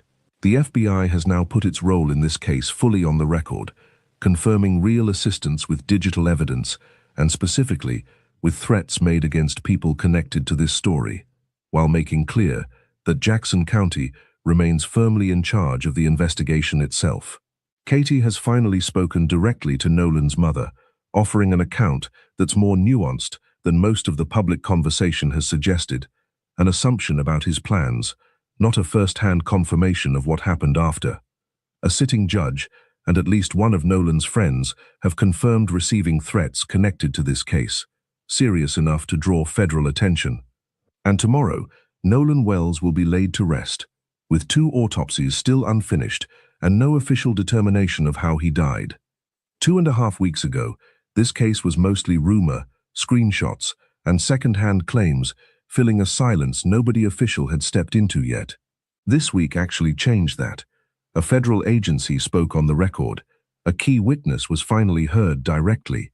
And for the first time, there's real clarity around what's confirmed and what still isn't, even without a single resolved answer. We're going to keep following this. Both autopsy results, the grand jury outcome, and whatever comes next, we'll bring it to you as it's actually confirmed and not a moment before. Thank you for watching all the way through tonight. If this update helped you actually understand where this case stands, hit subscribe so you don't miss what comes next. We'll see you in the next one. More on the mysterious death of Nolan Wells. We're joined by his parents, Christine and Elmore Wansley, as well as their attorney, Ben Crump. And before we get started, first off, I want to thank you for being here under these circumstances. Know how extremely tough it must be, and we can express how sorry we are for you and your family. And first question, how are you two holding up? Taking it second by second. Day by day. Second by second and day by day, which we all can understand. And I just want to ask you, the friends that Nolan traveled to Horn Island with, they say that he stayed behind voluntarily. Why would he stay behind? That we cannot answer. I can't fathom why he would. I don't know why he would. We always taught him to, if you go with a group, you stay with a group. Mm-hmm. Even when he was in college, he would say, Dad, well, we're gonna ride down to a party or something in another city. So I was telling him, look, if you go with 5, you come back with 5. Do not separate from the group. Because I always said safety is in numbers. Mm-hmm. And he always said, yes, sir. So he knew to stay with his group. So why would he split from his group? I don't know. So that would have been unusual for him to split from the group. Yeah. And you said he would always check in with you. Did he check in with you that day? So that day, no, I don't. But of course, too, they were on the boat. And usually when he is out there, which it's not uncommon, he's, I think, since last year, he's been going there occasionally with his friends. And so it would always just be like, hey, Mom, I'm back, type of thing. But this time there was no call or text from him. It was from his friend. And then too, really didn't worry a lot about it because it was his last weekend to have fun. Yeah. Because that Monday he had to report to school. We was preparing to take him back for camp to prepare for the season. So, we're gonna see. He wanted to have his last hurrah before he locked down and get ready for the season. Because, like I said, the entire summer he's training. He got more serious. He started to understand what I was trying to tell him about. Football not just being fun, but as you get farther in it, it becomes a business. If you want to excel, you have to understand it. You have to understand both at the same time. And we know, Ben, that you said that you're going to do an independent investigation. Yes.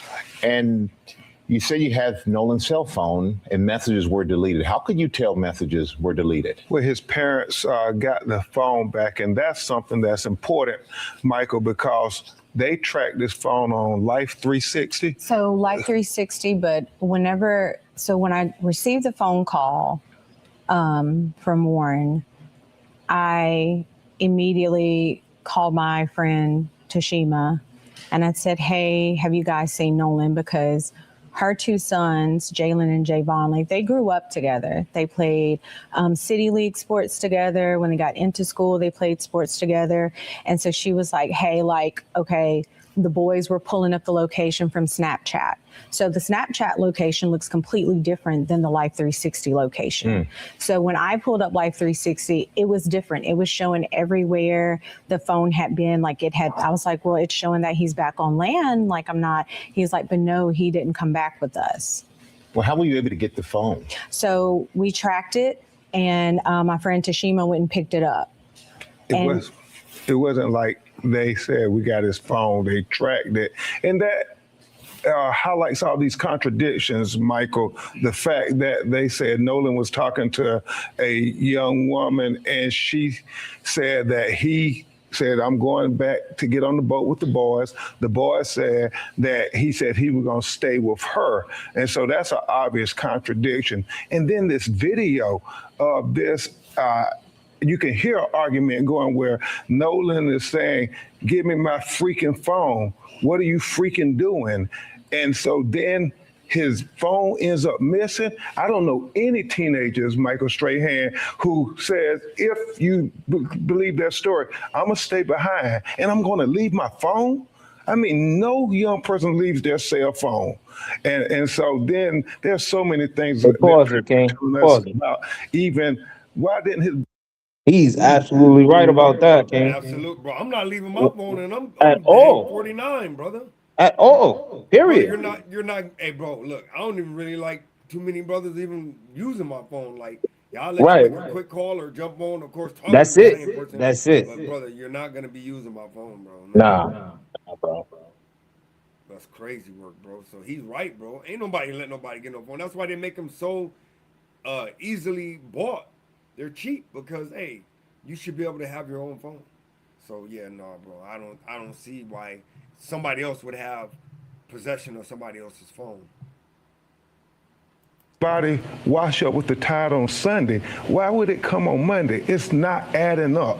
And that is the problem when you think about the history of Mississippi. Yeah, so there's so many questions that need to be answered. And is there anything you'd like people to know about Nolan? What would you like them to know about your son?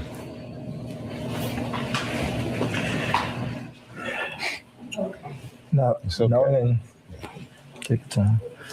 Nolan was, he was very loving. He was liked by all. It was not a friend he couldn't make. No, we'll be right back with more for the parents of Nolan Wells and attorney Ben Crump.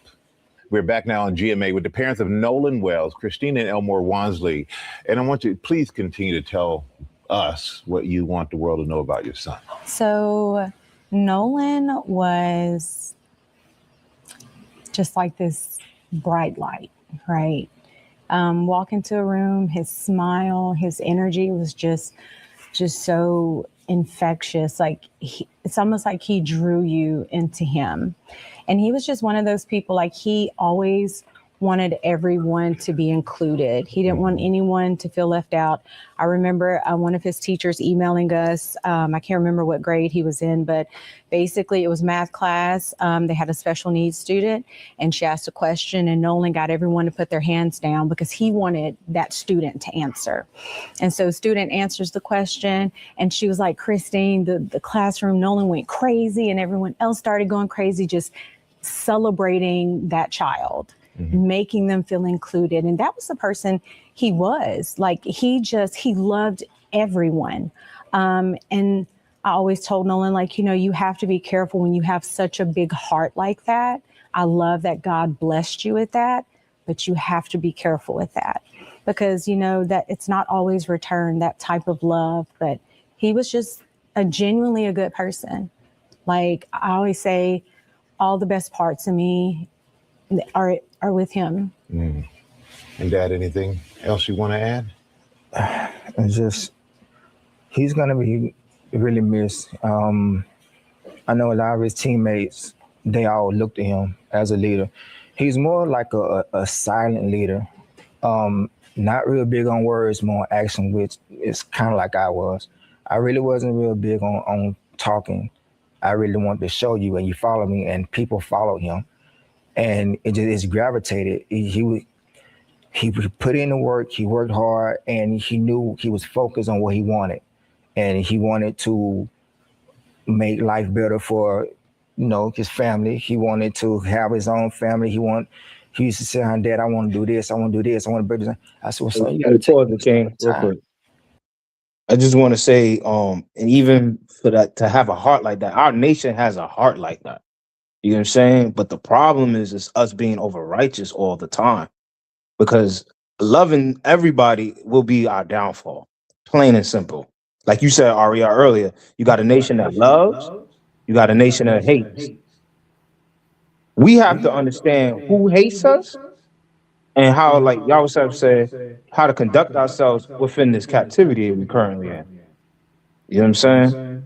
And I just wanna, dialogue with you, King. That's a great statement because the thing of it is, and now being 8 years in this thing, I kind of see why it's so important that the Most High wants to let us know who we are as a people. Because once you know who you are as a people, then you kind of know the people that are against you.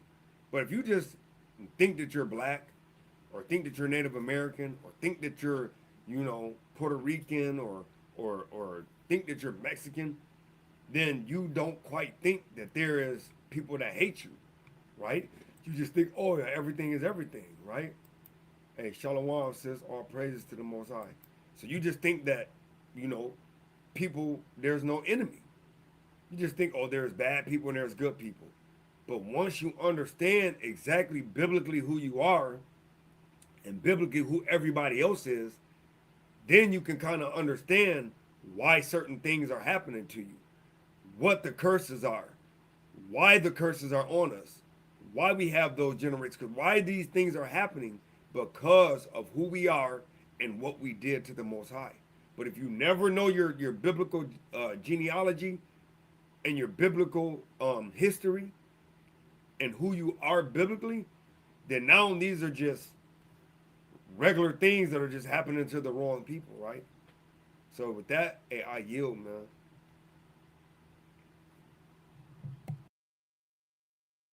Slow down. Let's go. Let's walk this thing out. Let's train. Let's sign our deals. Let's make these teams, make these camps, put the work in, and everything else will work out. Even his baby brother, their bond got even stronger because now I have a big brother that he's finna do something. So now I want to outdo that. So his focus and his confidence has got even better. So I was looking forward to both of them having outstanding years. Seasons, It seemed like he inspired in the home and he inspired outside of the home. And Attorney Crump, where do we go from here? What's next? Well, the deleted messages that Christina was going to briefly touch on, we want to get the phone and figure that out. Backtrack on that. When we finally got his phone, me and my sister went through the phone. We went in his Snapchat. He had 2 accounts, absolutely nothing. It wasn't even 24 hours, which is how long videos and pictures stay in Snapchat. And I was just like, that can't be. Like, I've seen Nolan whenever he snaps, like when he goes and he's having fun, like he does videos. Like, there was absolutely nothing, no saved videos. And even my sister was like, yeah, that's suspicious, Michael, we having an independent autopsy done at the behest of his family. Colin Kaepernick helped pay for the independent autopsy. We flew his body up from Mississippi to D.C. because they wanted an autopsy done by a person with no interaction with the Mississippi law enforcement because they.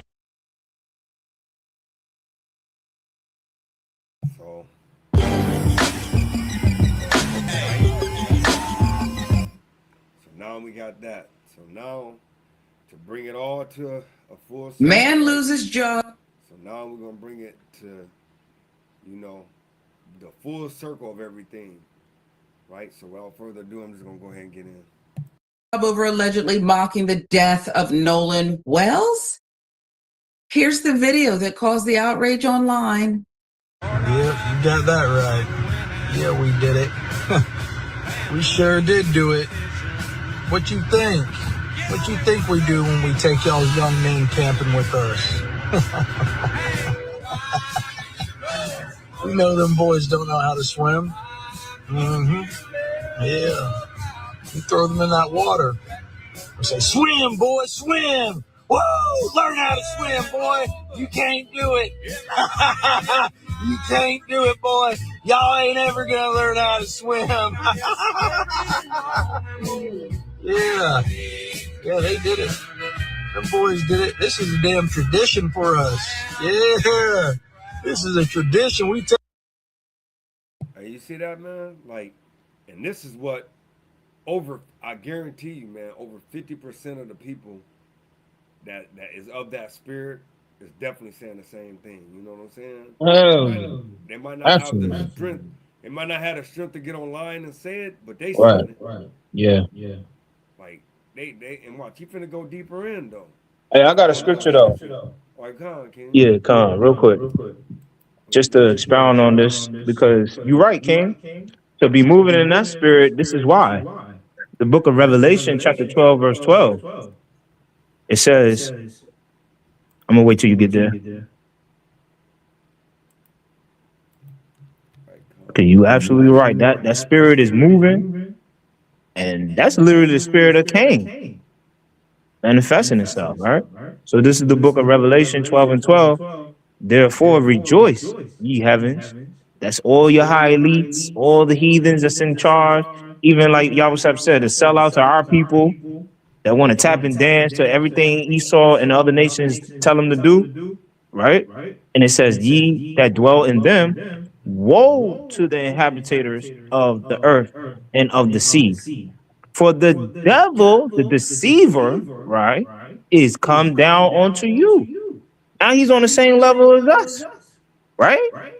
He ain't got that higher power anymore. It's being taken away right before your eyes, right? And it says, having great wrath. Oh, yeah, he got great wrath now. He's very highly upset that his kingdom is coming to an end, that his reign is coming to an end. Finally, right? And he don't know how to react. He don't know how to deal with it. So you make videos mocking us, right? And exposing his people for doing the wrongs and ridicule, rape, rob, and murder that they've been doing for centuries. Like you said, Ariel, now we got technology everywhere. It's being exposed. And he got that's the prideness. That's the pride man, the prideful man. Oh yeah, I'm gonna say it so everybody know. You know what I'm saying? Ain't no secret anymore, right? And it says, because he knoweth that he has but a short time left. So, you know, everything is coming out. The cards are out. They playing their highest cards. You know how they play poker, right? Let all your hands out. Let me see your hands. Or your best trump card, right? So you can win it all, right? He putting it all out there now. And he ain't got no remorse. He ain't thinking, oh, I shouldn't do this. I shouldn't expose our secret. But it ain't them. It's the Most High. The Most High is going to reveal everything because everything's been recorded. You know what I'm saying? Now you okay? Hey, and watch this. Hey, this is the book of Nahum, chapter 3 and verse 5. It says, behold, I am against thee, saith Yahweh of hosts, and I will discover thy skirts upon thy face, and I will show the nations thy nakedness. Oh, hey, the Most High is revealing them, bro. Hey, the Most Absolutely High right. revealing them. Absolutely Says, right. and the kingdoms thy shame, and I will cast abominable filth upon thee, and make thee bow, and will set thee as a gazing stock. So we know the Most High was talking to us when he did this, but hey, now, the roles is reversing, man, because we know that in Deuteronomy chapter 31. He said, hey, I'm going to reverse the curses. Now they are going through what we're going through, man. So with that, man, I yield, man. Yeah, Khan King, because I mean that same spirit that Edom might have, it's been back since the days of Genesis. This is Genesis 27 and verse number 40. It reads, and by the sword shalt thou live. If brother and sister familiar with Genesis, this is when Isaac blessed Jacob and Esau. Well, he blessed Jacob because Esau stole his birthright. So now he asking Isaac for another blessing. And so this is what Isaac told Esau, the so-called white man, right? He said, and by the sword shalt thou live, right? That's why he go and conquer all these nations. He got all these militaries and other nations' backyards because he lived by the sword. Esau, the so-called white man, lived by the sword. And shall serve thy brother, and it shall come to pass when thou shalt have the dominion that thou shalt break his yoke from off thy neck. We know that during the Renaissance period, during the 1400s.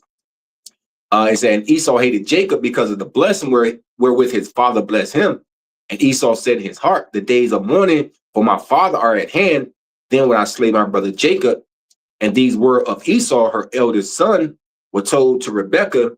And she sent to call Jacob, her younger son, and said unto him, behold, thy brother Esau, as touching thee, doth comfort himself, purposing to kill thee. See that? So that spirit that he said, it been like that. It just in them. They are natural enemies, like the title says. Never trust them, right? And what Edomite saying, we be saying the same thing, but we spiritually with it, and we waiting on the Most High to give us that decree, to put that spirit in us to do that.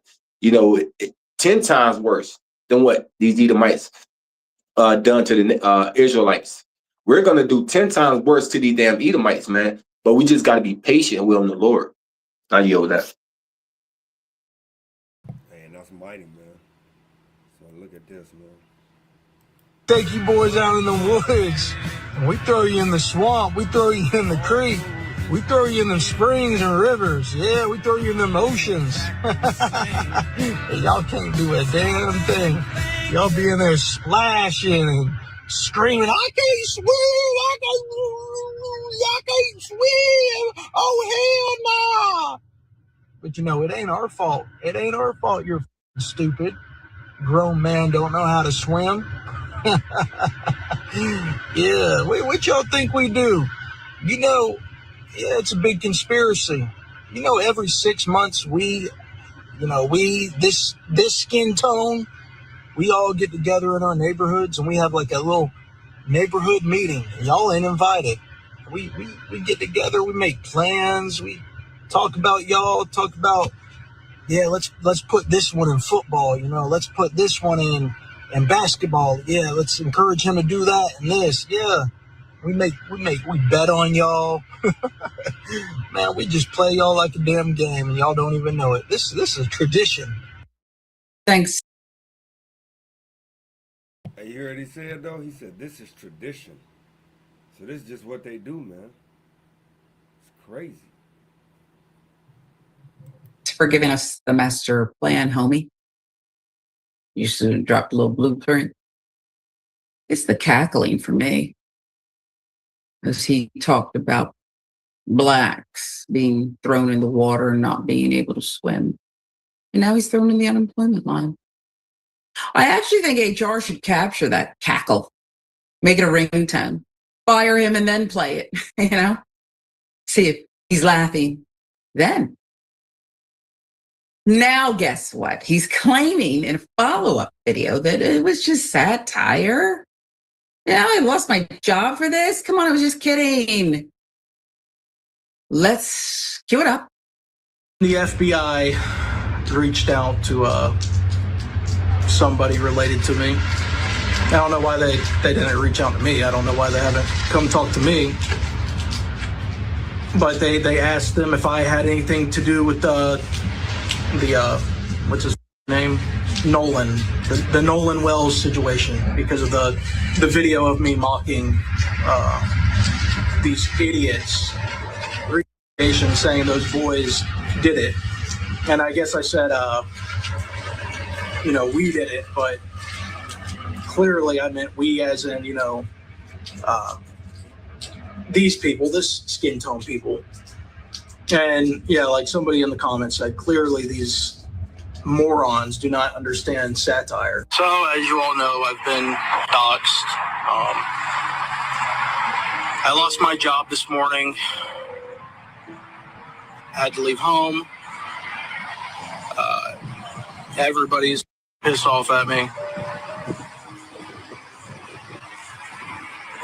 Now these idiots are wanting to get a judge involved because I'm a dangerous person, and now they want to try and do something about custody because I'm too much of a danger to be around children. All because of a video, clearly satire. I don't even, I might have a little bit of a country accent, not much, but I was using a country accent in the video. But I mean, whatever. I'm not trying to apologize. I'm just showing the ridiculous of it, the ridiculousness of it. They had the FBI reach out and all this bullshit. I can't do his cackle. At this point, I'd like to ask our crack indisputable team if they can locate the baby mama. Love to give her a hug. Taking him back to court, huh? Look, his words are very dangerous. And perhaps he should not be around children. And if he's not seeing them that much, then we need to raise the child support too. baby mama, call me. You're a fool. What happened to all the laughing? And they talked about the skin color and all that nonsense. Just say white people. That's who you're referring to. You said that was your tribe. Hey, King, hold on, pause it. I'm Monthly sorry. like I'm Slocky for poison up, but he just said I'm not even apologizing. You get what I'm saying? And that's the prideful in them. They all like that. It's just like you said, King. He has the strength to say it in front of the world, and we're gonna keep on. What we gonna do? Cause you know our people still going north. This whole lesson been over 2 hours, bro. You know our people still gonna. That's not true. And that's just a gimmick or whatever they would excuses they want to just hide underneath the rug and just let bygones be bygones, like they always say, bro. Sellouts, our people. And that's got to be the 2/3. It has to be. You know what I'm saying? You got people that's going to make it. You got people that's not going to make it. But for you to say, you know, when he said, I'm not apologizing, I remember the first scripture that came to mind was they refused to let us go. They refused to let the Israelites go, man, and be literally free. And, you know, we don't want their money. We don't want 5 acres and a mule or whatever. We want justice. We want blood. And we want the Most High to deal with it. And we're going to put the burden, you know, that burden on the Most High and lean on him to do what he got it according to his will. And I yield, okay? And that's all praises, right? Because, hey, we know that they don't mean it anyway. Even if they, hey, I got a quick precept, man. Right? And I know we've been over 2 hours. Hey, but this is just something that needed to come out, man. It had to. It was one of them tough conversations that you just gotta have. Hey, King, this is the best one, King. This is the best topic right now, bro, on the earth. Yeah, bro. Because our people got to know, our people, a lot of our people going to die because loving the other nations, bro. Period. Plain upon table. Right? This is the book of Hebrews, chapter 12 and verse 16. It says, lest there be any fornicator or profane person as Esau, who for one morsel of meat sold his birthright. For you know how that afterward, when you would have inherited the blessing, he was rejected, for he found no place of repentance, though he sought it carefully with tears, because he was crying, talking about, well, I lost custody of my kid, you know, I lost my job. It's like, but, so you don't think that your actions caused that to happen? And it goes back to what we was talking about earlier this morning with me, you, and Jeremiah. It just goes back to accountability, King. Everybody needs to be accountable for what they're doing. Exactly. And that's the thing. People want to do what they want to do, but then when it's time for the Most High to hold you accountable for it, right? Now all of a sudden you want to sort it carefully with tears. Right. Why is it happening to me? I wish that it didn't happen to me. Blah blah blah blah. No, it did because you didn't walk circumspect. Right. Circumspect means you are aware of everything you're doing. That's right. You're just doing stuff, and then all of a sudden, when you get, because there's repercussions for everything you do, brother. Whether it's a good repercussion or a bad one. Right. There's a repercussion for everything.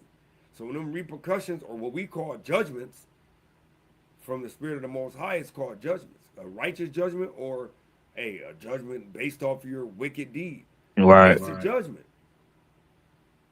You know, so when you get them judgments, man, hey, that's just what it is, man. So yeah, man, we ain't got to go no more into this video, man. Hey, so giving all honor, glory, and praise, man, to Yahweh Ba'Shem and Mashem Shai. Hey, man, we're gonna say, hey, we pray that you keep the commandments and live. Hey, and don't do nothing to get judged, man, because we know that these are nothing but your judgments. If you don't keep the Most High's instructions, hey, there's repercussions to pay from it. Hey, so with that being said, hey, my name is Aria. Tazawan. Hey, man, and what you want me to do at Tazawan? Yeah, push that damn button. Hey, Shabbat Shalom, family.